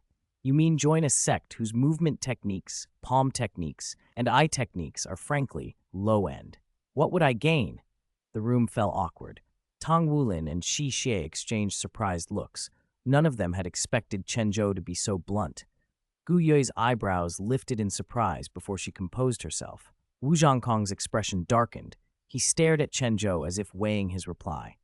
Chen Zhou, the Tang sect's history and inheritance are far more intricate than you imagine, Wu Zhangkong said seriously. It traces back 2,000 years and was once one of the continent's greatest sects. Even now, it holds a pivotal place in the Spirit Master world. Senior Beibei is only one of the Tang sect's many great figures. Its martial arts, spirit tool technology, and combat philosophy have been refined by generations of masters. What you call low-end may simply be because you haven't grasped the Tang sect's core. Chen Zhou's lips curved in a dismissive smile. He leaned back on the sofa, arms folded, and regarded Wu Zhangkong coolly. Teacher Wu, I concede the Tang sect has a long history, but history isn't everything. Senior Beibei, whom I just faced in the Hero Hall, may be a legend to you, but his combat style, his use of spirit abilities, and his movement techniques struck me as primitive. From the fight between Uncle Lan Jia and me earlier, I could tell the movement methods were the same as Senior Beibei's. 10,000 years have passed with no real reform or innovation. At best, people just added their personal combat rhythms. He looked around the room. A sect like that holds no appeal for me. Chapter 94, Refutation. Wu Zhangkong's brows tightened even more. He hadn't expected Chen Zhou to challenge him so directly. Anger slowly flared in his eyes. Displeasure passed over his cold face. He inhaled deeply and tried to keep his voice even. Chen Zhou, you may be exceptionally gifted, but the Tang sect's foundation and heritage are not something you can judge lightly. The Tang sect's martial systems and spirit techniques have been refined by countless generations of powerful practitioners into a unique whole. Senior Beibei, whom you just saw, is only one of the Tang sect's greats. His fighting style might appear flawed to you, but that does not mean the Tang sect's legacy is defective. Chen Zhou remained unmoved. He shook his head gently, a faint edge of sarcasm in his tone. Teacher Wu, I'm not denying the Tang sect's history. I'm saying their inheritance has grown stagnant. 10,000 years is enough for a sect to change drastically, but the Tang sect hasn't kept pace. Spirit tool technology has risen, spirit research has deepened, combat concepts have evolved, yet the Tang sect hasn't made any real breakthroughs in these areas. Such a sect holds no appeal for me. Wu Zhangkong was quiet for a moment. As a Tang sect member, he was furious. As a teacher, he forced himself to remain composed. Fine, then make your own way. From now on, you don't need to attend my classes. I can't teach you. Chen Zhou watched Wu Zhangkong's face, seeing the deep anger and disappointment there, and shrugged as if he couldn't care less, almost as if to say, do I even need your teaching? I don't think I ever really did. With Xie Xie and Tang Wulin's registrations completed, the long-awaited holiday finally arrived. Chen Zhou's life returned to its usual rhythm. Special training on the Heaven and Earth Refining Meditation Method, collaborative research with the Thunder Tribe on spirit tools, pushing mass production of portable spirit tools while raising the ceiling of portable devices to 5th tier. Research into improving and innovating civilian spirit tools. In the mental world's framework, built on the 4 elements, wind, fire, earth, and water, the concept of the Heaven and Earth Refining Meditation Method is to create a heaven and earth inside the mind. That allows one to shape alchemy at will and magnify mental force to a scale as vast and useful as the real heaven and earth.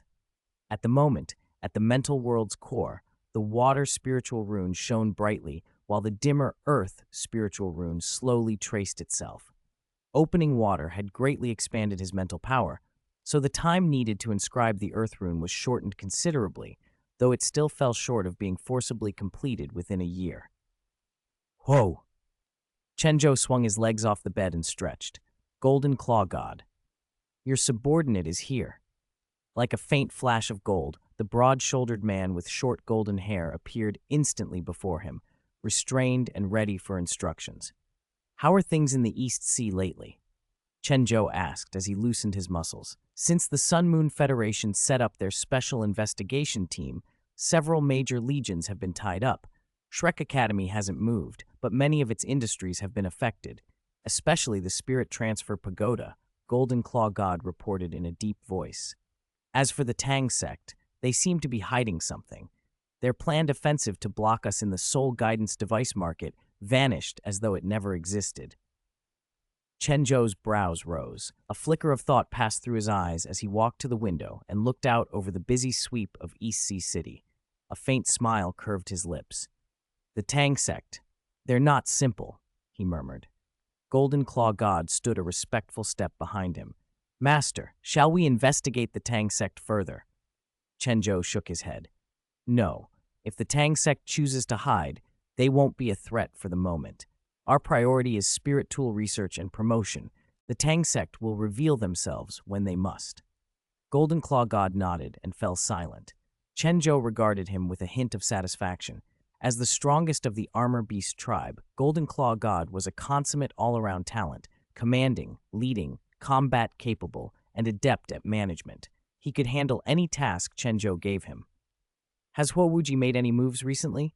Chen Zhou asked, curious. As one of his top generals, Huo Wuji was an obvious candidate to act behind the scenes. Steady, sharp, and with combat power nearing 19 levels of combat energy, Huo Wuji had been crucial to the Jishou Chamber of Commerce and the Supreme Research Group's push to expand influence in the East Sea market. Without both Huo Wuji and Golden Claw God, Chen Zhou wouldn't have dared his recent moves. General Huo is arranging to absorb several small chambers of commerce and businesses as subordinate groups, Golden Claw God answered. He's allocating a small number of Thunder Tribe mecha warriors to them so they can spearhead the low-end market for us. Under current conditions, whether it's the Tang sect or the Spirit Transfer Pagoda, we've utterly suppressed them in the EC region's soul guidance device market. We've also uncovered several spies. Most brazen were the Tang sect's probes, as if they dared us not to act. Foolish.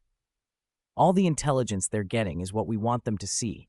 They've been under surveillance from start to finish. Chen Zhou listened, a slight smirk on his lips and a chill in his eyes. The Tang sect's swagger was, to him, nothing more than a test of boundaries. A sect with 20,000 years of history had deep roots and wouldn't give up the East Sea easily, but Chen Zhou had no intention of leaving them any openings. Since the Tang sect spies dared to come, they shouldn't leave, he said coldly. Sever their hands and feet, degrade them to human swine, and hand them over to Lan Jia for intelligence extraction. After we squeeze all useful information from them, send them to the Transformation Research Institute. They're short of people to use. Author's note, housekeeping. Starting today, extra chapter rules change. For subscriptions, when the average subscriptions per chapter exceed 30, one extra chapter will be added. Popularity remains the same. If a single-day popularity exceeds 100, one extra chapter will be added. Donations.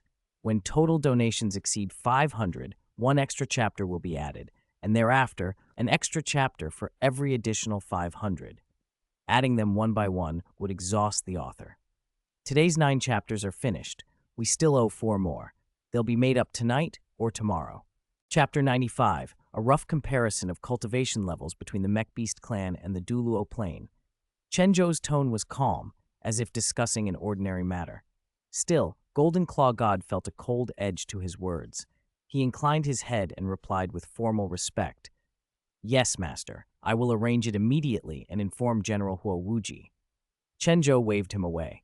Golden Claw God dissipated like a phantom, leaving Chen Zhou alone by the window. He stared out toward the horizon. East Sea City lay bathed in clear sunlight, glass curtain walls glittering and dazzling. Underneath that prosperous facade, however, currents swirled and rival forces schemed in secret. Chen Zhou knew that although he had already established a foothold, the real struggle was only beginning. Tang sect, Spirit Transfer Pagoda, Shrek Academy. He murmured softly, eyes hard with disgust. Surprise and orthodoxy have long divided this pie, and none of them wanted to lose their slice, especially those pious-sounding factions who hid unspeakable dealings beneath their robes. Chen Zhou's lip curled.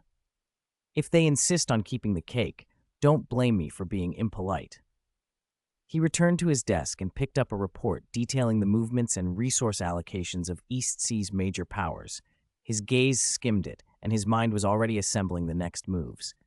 The soul guidance device market was his current priority, but relying only on spirit tool research and promotion wouldn't secure his position. He needed more leverage, trump cards. "Golden Claw God," Chen Zhou called softly. The figure reappeared. "Master, orders?" Golden Claw God asked. "Tell Huowuji to speed up the integration of the smaller chambers of commerce," Chen Zhou said. "Activate the Shadow Project. Let the Thunder Tribe lead, with the Armor Beast Tribe's patrol teams assisting. I want control of East Sea City's underground intelligence network in the shortest possible time.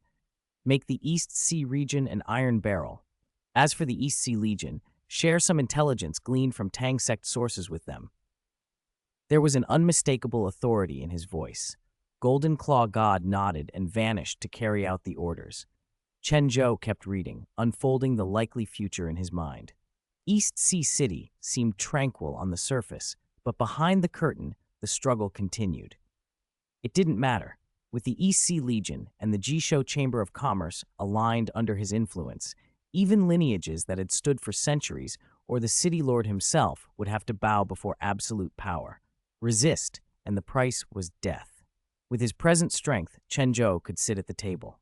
It was hard to map the Mecha Beast Clan's cultivation to the Douluo Plane's spirit power system with precision, but Chen Zhou had a usable comparison. The general combat levels of ordinary Mecha Beast Clan members ranged from about 2 to 6, roughly equivalent to Spirit Masters from 3-ring Spirit Elder to 5-ring Spirit King. Individuals who advanced their core to the Vanguard realm could reach combat levels of 7 to 9, comparable to 6-ring Spirit Emperors up to 7-ring Spirit Saints. The clan's backbone forces, once created and shaped, began at combat level 12. Through continual cultivation and upgrades, they could attain level 18, equivalent to an 8-ring Spirit Douluo up to God-level strength. Huowuji, at level 18, could perceive the specific conditions of the entire world. Only 2 deeply hidden but weakened opponents could challenge him. The Mecha Beast Clan's absolute highest tiers, levels 19 and 20, outranked the Douluo Plane altogether. Reports from the War King Token and the original Energy Amethyst showed that if these king-level Mecha Beasts were summoned into the Douluo Plane, their power would be suppressed. It was not that the plane's rules deliberately suppressed them. Rather, the plane could not supply the massive pure energy the original Energy Amethyst required to manifest their full strength. Chen Zhou's current headache was how to improve the Mecha Beast Clan's combat levels. According to the War King Token, the clan historically refined itself through internal strife, devouring opponents' energy to evolve. But after their world's destruction and their drift across countless space-time rifts, many functions of the original Energy Amethyst and the War King Token were damaged or lost. That was why Chen Zhou craved the Spirit Ascension platform. He had a premonition that if he obtained the platform, or even just decoded its core technology, his War King Token could be upgraded to grant Machine Beast warriors the ability to absorb energy from defeated foes and grow. If that capability were realized, he could bring surrounding planes under his command, using them as nourishment to sustain his travels through space-time while he sought the door of truth. Under the vast sky, the empty training ground looked like an endless wilderness. Wind stirred dust across the silent expanse, whispering like an old war song. A black-haired youth stood in the center, tall and straight as a pine, his presence austere. His eyes were cold and deep as a pond at dusk, reflecting the setting sun like blades. Opposite him stood a burly man with long purple hair, resolute as a mountain. His purple mane fell like a waterfall, catching the afterglow's light with a mysterious sheen. He was all muscle and explosive power, every inch of him radiating strength. Between the two, the air seemed to thicken. A murderous aura filled the space, silencing the wind entirely. Even dust hung in the air, reluctant to fall. Only their breaths rose and fell, heavy and drum-like. The youth's robes fluttered in the breeze like a lone leaf. The burly man curled his lips into a sneer, his knuckles cracking as he clenched his fists, announcing the storm to come. The dying sunlight stretched their shadows long, two swords poised to clash. Time itself seemed to halt under the weight of their confrontation. A cool gust cut through the field like a reminder of the imminent duel. The youth's black hair snapped like a flag in the night. The purple-haired man's mane fanned like violet flames, full of fighting pride. For a moment, the world contained nothing but that murderous tension. "Be careful, master." The warning came, faint, anxious. At his master's request, Purple Armor accepted the role of sparring partner without hesitation. Chen Zhou's expression was focused. Purple Armor's combat level was 16, roughly equivalent to a Super Douluo above level 95, but in every practical way, he far outclassed opponents of similar nominal rank. His combat experience, strength, endurance, and defense were all overwhelming. The pressure he exuded was undeniable. Author's note: starting today, the rules for extra chapters change. For subscriptions, when the average subscriptions per chapter exceed 30, one extra chapter will be added. For popularity, unchanged, one extra chapter when daily popularity exceeds 100. Donations, when total donations exceed 500, one extra chapter will be added. Thereafter, one extra chapter for every additional 500. If I had to write each extra chapter in a single burst, I'd die of exhaustion. I finished 9 chapters today, still owe 4. We'll make them up tonight or tomorrow. Chapter 96. Sparring. Chen Zhou's eyes sharpened, and alchemy energy surged outward. "Refine!" As he let out a low roar, the energy condensed around him into brilliant golden runes that circled his body like stars. The runes knit together, forming a complex alchemical array. In the center of the array, a long sword forged of pure energy slowly materialized. Entirely gold, its blade flashed with a cold light as if it could cut through anything. Chen Zhou gripped the hilt, the sword trembled, and gave a clear cry, as though answering its master's call. "Come on, Purple Armor, don't hold back." His voice was low and steady, his eyes burning with fighting spirit. He surged forward like Gui Mei, charging straight at Purple Armor. The golden longsword sliced the air, leaving a streak of light aimed for Purple Armor's throat. A flicker of appreciation crossed Purple Armor's face. He showed no panic. Shifting his body, he easily dodged the blade and unleashed a powerful right hook that roared toward Chen Zhou's chest. Chen Zhou's pupils narrowed.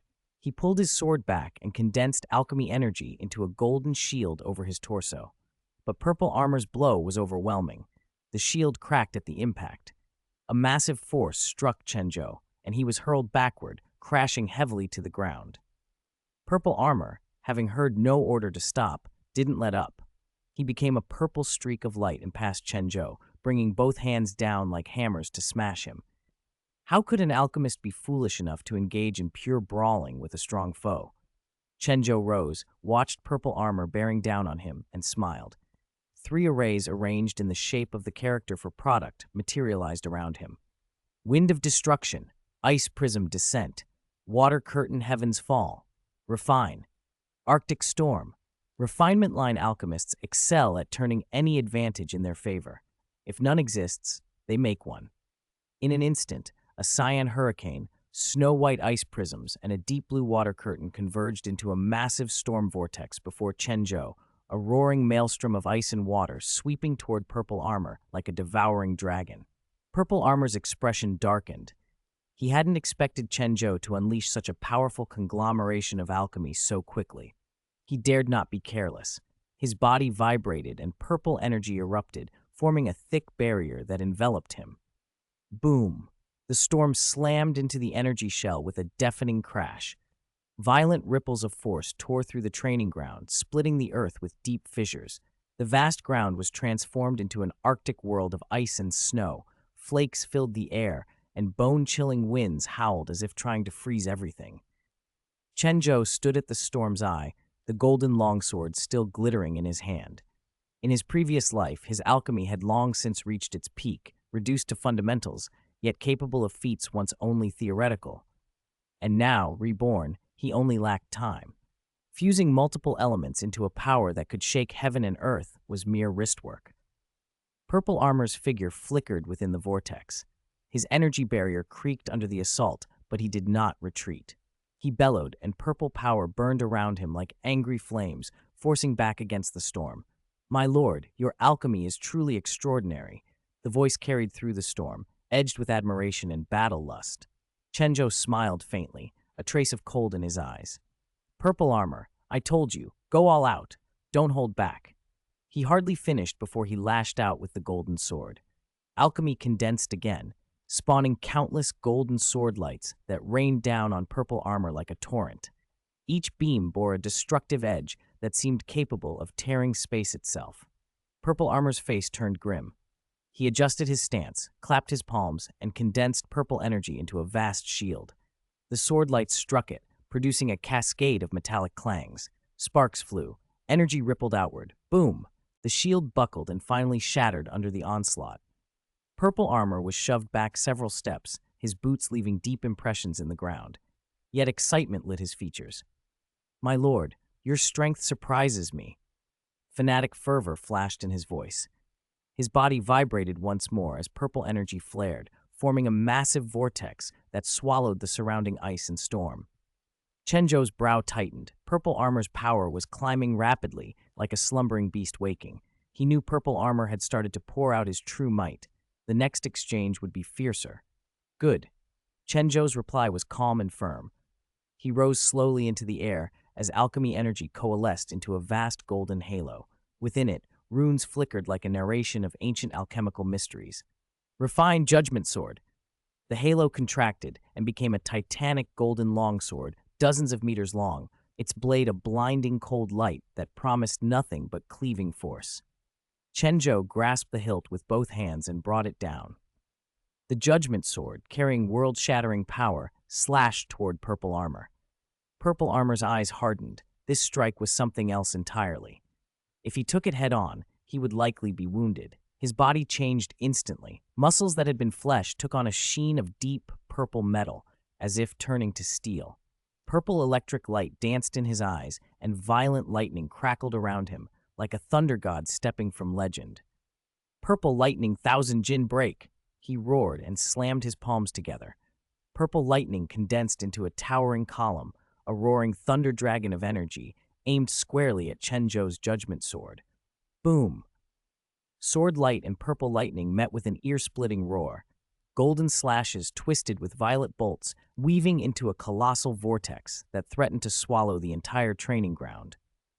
Energy fluctuations ripped outward. The earth split further, and nearby buildings trembled under the onslaught. Chen Zhou hung in the air, his expression cold and stern. The Judgment Sword in his hand still gleamed with a chilling light. He could feel purple armor's lightning constantly eroding the sword's radiance, but he did not back down. The Amethyst energy stone reappeared at his side, siphoning in the world's spiritual energy and replenishing the alchemy energy within him. With the renewed supply, Chen Zhou increased his output. The sword light of the Judgment Sword flared even brighter, as if determined to sever purple armor's purple lightning completely. But purple armor was, after all, a half-step general of the beast race, combat level 16. Purple lightning tore through the void with raw force, needing no elaborate tactics. The electric light swallowed the sword's glow and shot back toward Chen Zhou. My lord, are you all right? Purple armor instantly positioned himself before Chen Zhou, watching the slightly winded figure with bright, excited eyes. His lord was only 10 years old now. Just think, when purple armor was first created, his combat power had already peaked at level 15. Years of fighting and the abundant cultivation resources from the energy amethyst had pushed him past that barrier into level 16. How many battles had it taken to forge that strength? Now his lord's power was improving by leaps, his strategies as sharp as any demon's. In the machine race and among the beast race tribes, strength commanded respect. Only the strong could lead their people through the endless wars of the old world. Chen Zhou breathed shallowly. Fine beads of sweat formed on his brow, but his eyes stayed steady, unfaltering. He waved purple armor away with a small gesture, then straightened his posture. I'm fine, just a bit drained. His voice was calm, as if the clash had been only a warm-up. He glanced down at his hands. Alchemy energy still flowed between his fingers. The drain had been enormous, but the supply continued. He knew his current strength was far from enough. Against a powerhouse like purple armor, he still had the disadvantage. But Chen Zhou did not despair. Having once stood at the peak, He had absolute confidence he could return, surpass his former self. All it would take was time. He looked up at Purple Armor, a hint of admiration in his eyes. Purple Armor, your strength is impressive. Keep it up. Ah! Purple Armor's confusion collapsed into stunned disbelief, then into a plaintive whine. My lord, no! Pinned by a single hand from Golden Claw God, Purple Armor stretched one arm toward Chen Zhou, looking utterly miserable. You brat! My lord told you not to hold back, and you really didn't, did you? Golden Claw God regarded his former comrade and subordinate without expression, though inwardly he shook his head. Purple Armor was powerful, yes, but not always the brightest. Even if his lord had said not to hold back, a subordinate should know limits. Chen Zhou was still young. His strength had not fully returned. If something went wrong, his subordinates, would be the ones bearing the consequences. Perfect, Golden Claw God said dryly. It's been a while since I had a chance to train you. Today, let's do a one-on-one. Don't, General, Purple Armor protested miserably. As for what happened behind them after that, Chen Zhou had no idea. In a different part of the city, inside the Science and Technology Park, a modern experimental building served as the headquarters of the Supreme Research Group. Down a long corridor on the third floor, the door to the Biosafety Laboratory opened onto a spacious, brightly lit room. Shadowless lamps diffused soft white light evenly. Large panels of tempered glass formed the surrounding walls, so everything inside could be observed clearly. The lab was divided into multiple functional zones. The most striking feature was the central isolation chamber, fully transparent, double-layered tempered glass with a high-efficiency filtration system overhead to ensure complete separation from the outside. At that moment, a crucial experiment was underway inside. More than a dozen technicians in white protective suits clustered outside the chamber, watching through the glass. Some stood, some sat, some held tablet computers to record data, while others whispered about progress. Concentration and rigor marked every face. The atmosphere was tense but orderly. On the experimental platform, scouts and condemned prisoners lay fastened in cold metal restraints, unable to move. Their exposed skin was a map of needle marks and scars, evidence of multiple experiments. Faces twisted in pain, eyes wide with fear and helplessness. Their breathing was rapid, chests heaving, the silence between them seeming to beg for mercy. A massive energy emitter in the center of the room came to life with a low hum. As power gathered, a blinding beam shot from the emitter and struck the bodies on the platform. The light carried an unknown force, as if it sought to tear them apart. Under its glow, the subjects' bodies began to change horribly. Strange patterns crawled across their skin, muscles twitched beyond control, bones creaked with grim sounds. Limbs warped and deformed, fingers lengthened into sharp, claw-like talons. Heads swelled, eyes turned blood red, and inhuman roars escaped some throats. As the radiation continued, foreign genes invaded their cells. Drastic cellular changes set in. Human traits were gradually overtaken by mutated code. Skin hardened into shell-like plates. New organs sprouted inside some bodies. In others, minds unraveled, self-awareness slipping away. The pain was like being burned alive, every inch scorched by invisible flames. It cut to the bone as if countless blades tore through flesh. Fear swallowed reason, leaving only choking terror. This was the agony each test subject endured during gene modification. To the scientists behind the glass, however, this suffering was only data, necessary variables on the path to discovery. They recorded each change coldly, without pity. The Thunder Tribe's scientific talent was unmatched among the machine and beast races. After long residence in the City of Time, their research capabilities had reached unparalleled heights. At the center of the operation stood a young man with short reddish-orange hair. Huo Tianshu, chief of scientific research for the Thunder Tribe, had pioneered a string of groundbreaking technologies, including machine race modifications. The techniques that remained under his control could even grant a machine race member with no innate combat ability considerable long-range offensive power. Now, in a human form, he led the gene modification experiments with clinical focus. Chapter 98, The Mechanical Body.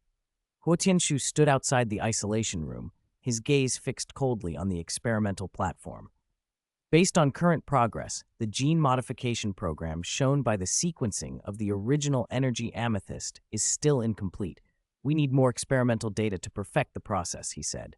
His voice was calm, firm, as if stating an obvious fact. He swept his eyes across the subjects on the platform with no visible emotion, only a relentless pursuit of scientific truth. The other scientists nodded. They were used to this clinical detachment. For them, the subject's pain was data, an unfortunate but necessary step toward discovery. They recorded every change, analyzed every alteration in the gene modifications, searching for a breakthrough. Tianshu. Chen Zhou's voice came from outside the lab. Huo Tianshu handed the data to a subordinate and walked to the door. My lord. Chen Zhou studied him with a faint look of satisfaction. How are the experiments progressing? Chen's tone was even, but carried an unambiguous authority. Huo Tianshu answered respectfully. My lord, the spirit tool innovation tests have pushed the portability of 6-tier spirit tools to its current limit. With present technology, portability for 6-tier tools is capped. Our next direction is basic soul guidance technology. In genetic engineering, after 37 live trials, we found that the energy amethyst genes you provided respond most stably to irradiation modification.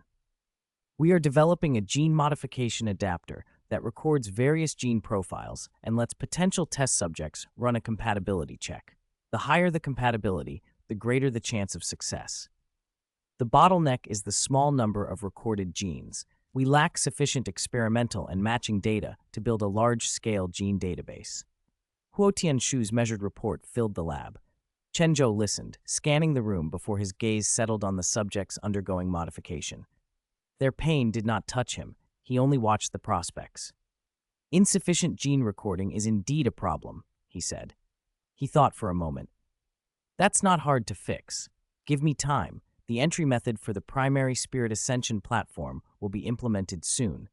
Then all the spirit beasts inside will be our resources. As for experimental subjects, the underground networks in Donghai City are tangled and deep. Those shadow organizations control far more resources than people realize. The Golden Claw God has activated the Shadow Project, will soon have access to many more test subjects. Chen's thoughts flickered like constellations, tracing plans that would turn experiments into leverage. If he could harness the underworld's resources, he would secure absolute advantage in the city's coming conflicts. My lord. Huo Tianshu rarely interrupted, but he spoke now. Chen Zhou looked back at him. There's another interesting development in the experiments. Huo peeled off his white lab coat. Flesh and blood gave way to his original mechanical form. A crimson metal arm slid into view. He concentrated, and a large mechanical terror claw unfolded from his forearm, locking over his hand. The device shimmered with a faint red light, as if expecting to fuse with some external power. My lord, Huo said, we've discovered another breakthrough. Both the machine race and the beast race can absorb energy amethyst genes, and with the aid of certain special metals, a gene manifestation device derived from the amethyst can materialize on their bodies. For example, the Terrorclaw gene from the dark gold Terrorclaw bear integrates well with members of the Armor Beast Clan, causing additional Terrorclaw-like mechanical devices to form on their arms. The machine race can be modified too, but modifications mostly enhance the hardness and sharpness of existing weapons rather than creating new appendages. Those who truly adapt and manifest distinct mechanical bodies from these genes are still a minority. According to our data, among the Armor Beast Clan, 347 subjects absorbed the genes. 38 of them developed the Terrorclaw mechanical body, about a 10% success rate.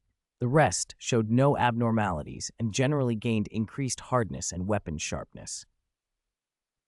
In the Thunder Clan of the Machine Race, 126 subjects absorbed the genes, but only 3 developed the Terrorclaw mechanical body, a success rate of roughly 2%. Their Terrorclaws were smaller than those seen in the Armor Beast Clan. The rest showed no physical abnormalities, and their hardness and sharpness improvements were less pronounced. I see. Chen Zhou nodded, pondering. The results pleased him. This was a key step toward enhancing the combat capability of Mecha Beast warriors. If the battle-trained Armor Beast Clan could be perfectly fused with mechanical bodies, their combat power would surge. Huotianshu, your progress is commendable, but we cannot rest on these results. In future battles, the Mecha Beast Clan must possess combat power far beyond ordinary fighters. Only then can they remain undefeated in Donghai City's complex environment. Huo bowed slightly, eyes brightening. My lord, you can rest assured. We will continue refining the gene modification experiments and work to raise the success rate as quickly as possible. I believe that with persistent effort, we will locate the key genes, those not yet identified, that will further enhance the Mecha Beast Clan's combat power. Good. Keep at it. Chen Zhou nodded with satisfaction. Chapter 99, Smuggling into the Spirit Ascension Platform. In a quiet, secluded chamber, Chen Zhou shone like a bright star, light shimmering around him in the night. His keen eyes held the mysteries of the universe. The mental force in his heart surged outward like a tide, as if it might flood the whole world. A strange aura filled the air. Alchemical runes danced at his fingertips, traced into the void with swift, elegant motions. They hung in the air like stars, gathering and joining into a marvelous pattern. With each rune he etched, the latent energy in his body flowed in like a rushing river, feeding the array patterns that shimmered like moonlight. Space itself seemed to blur around him, and time lost all meaning. That power, an invisible hand, tore at the boundaries of reality, transforming the notion of forward into passage to another, unknown world.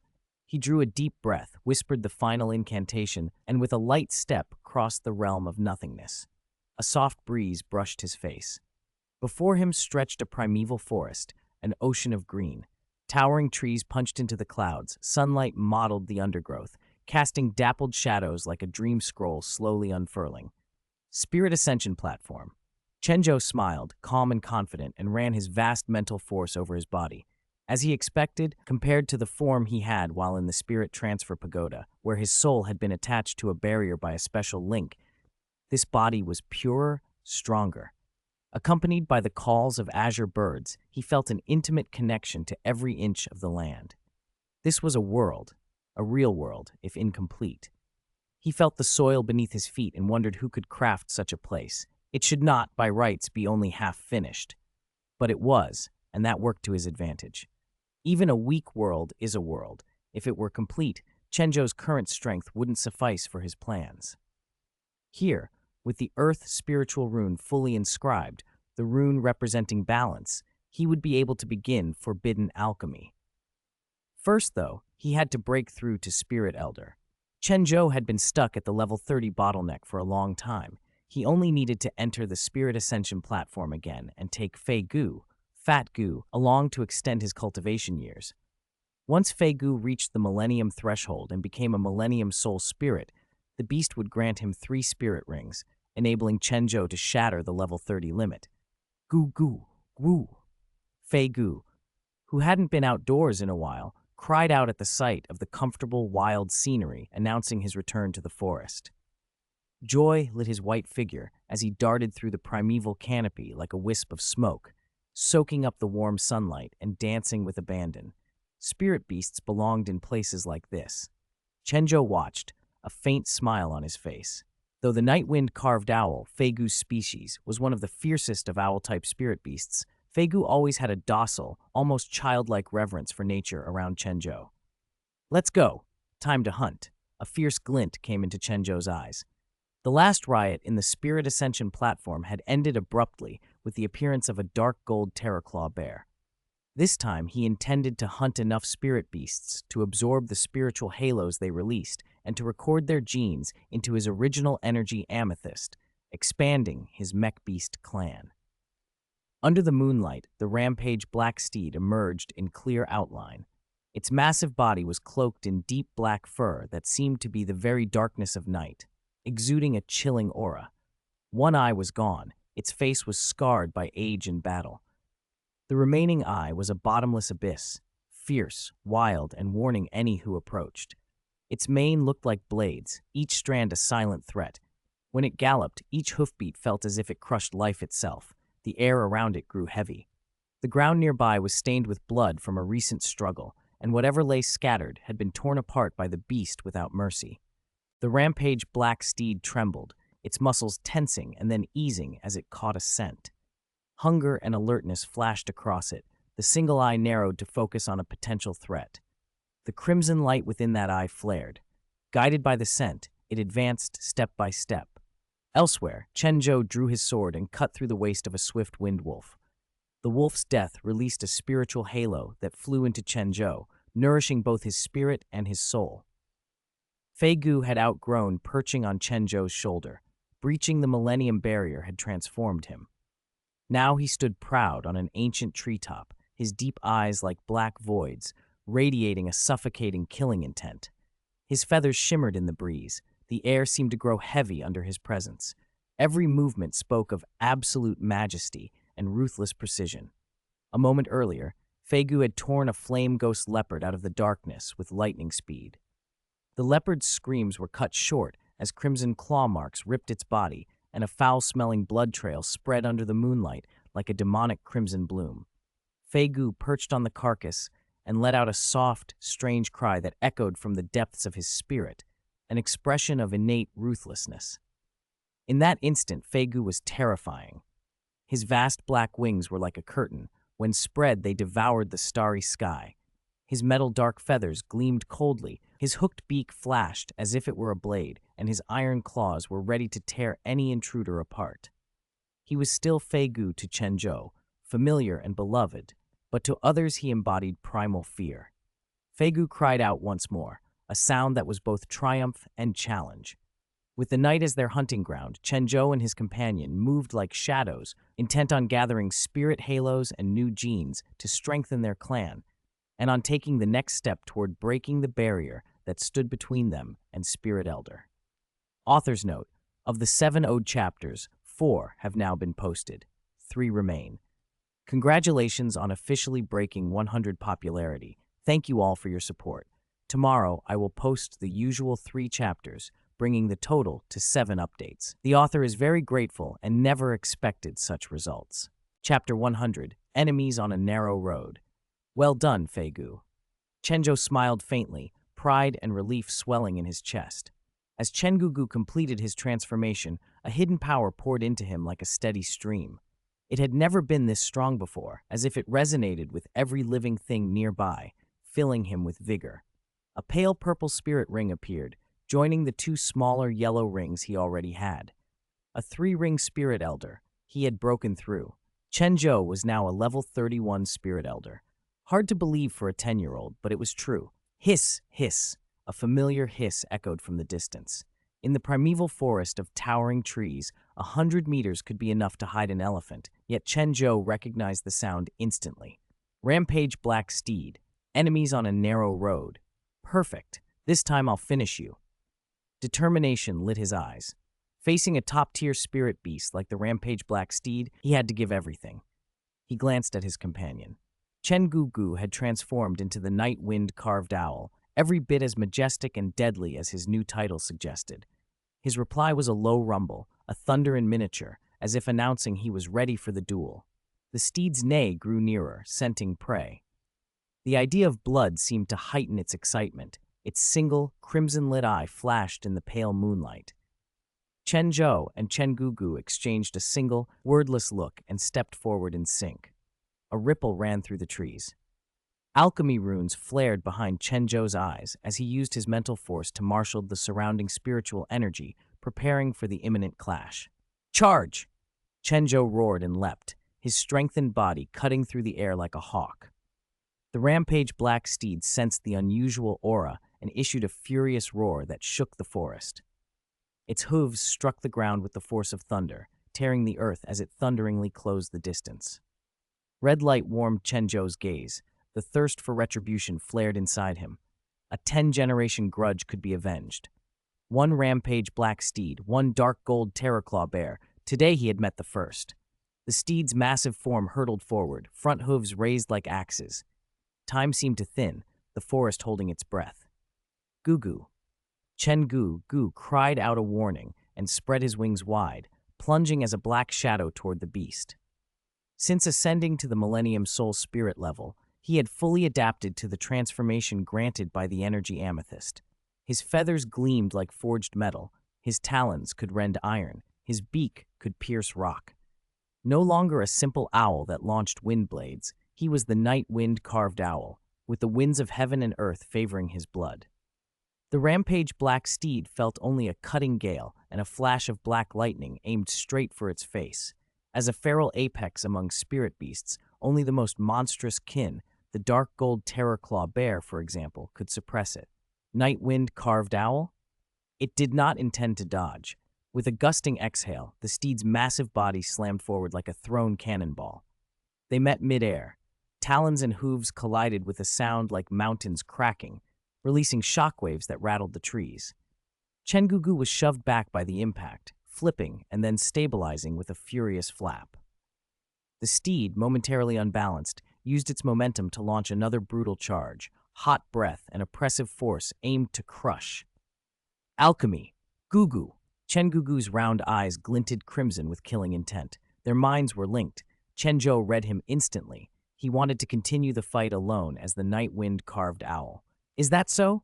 Chen Zhou asked, unable to hide a smile. If you lose, your snacks are halved from now on, Chen Zhou added helplessly, conceding to the owl's pride. Gugu, the owl answered, a long, fierce cry. He shot upward, wings unfurling like a spreading black curtain. His eyes were cold, and his beak traced a lethal arc through the night. Merging with the wind, his speed spiked until he was barely more than a streak. The steed reared, crimson light in its sole eye flaring as it tried to shake off the threat. It swung a massive forehoof like an axe, but it underestimated the owl's agility. Chen Zhou flicked aside with uncanny swiftness, then slashed with talons aimed at the steed's eye. Hiss! Pain and fury roared from the steed as Chen Zhou's claw grazed its eye. The crimson glow dimmed perceptibly. The beast shook its head violently, hooves hammering the earth, sending up a spray of dust and splintered rock. The night wind carved owl pressed the advantage, twisting in the air, stamping out violent gusts that blinded the steed, and striking again and again with beak and talon. Each hit landed precise, each strike carrying the promise of death. Despite the steed's fearsome nature, it grew ragged under the relentless onslaught. Deep gouges opened across its hide, and black blood ran from the wounds, staining the forest floor. Then the rampage black steed erupted. A long, howling roar tore into the sky. Its body swelled, black fur rose like iron bristles. Violent energy radiated from it. The crimson in its single eye surged as if it intended to swallow the world whole. In the next instant, its four hooves rose, and it crashed downward, its massive weight bearing down like a mountain intent on crushing Chen Zhou.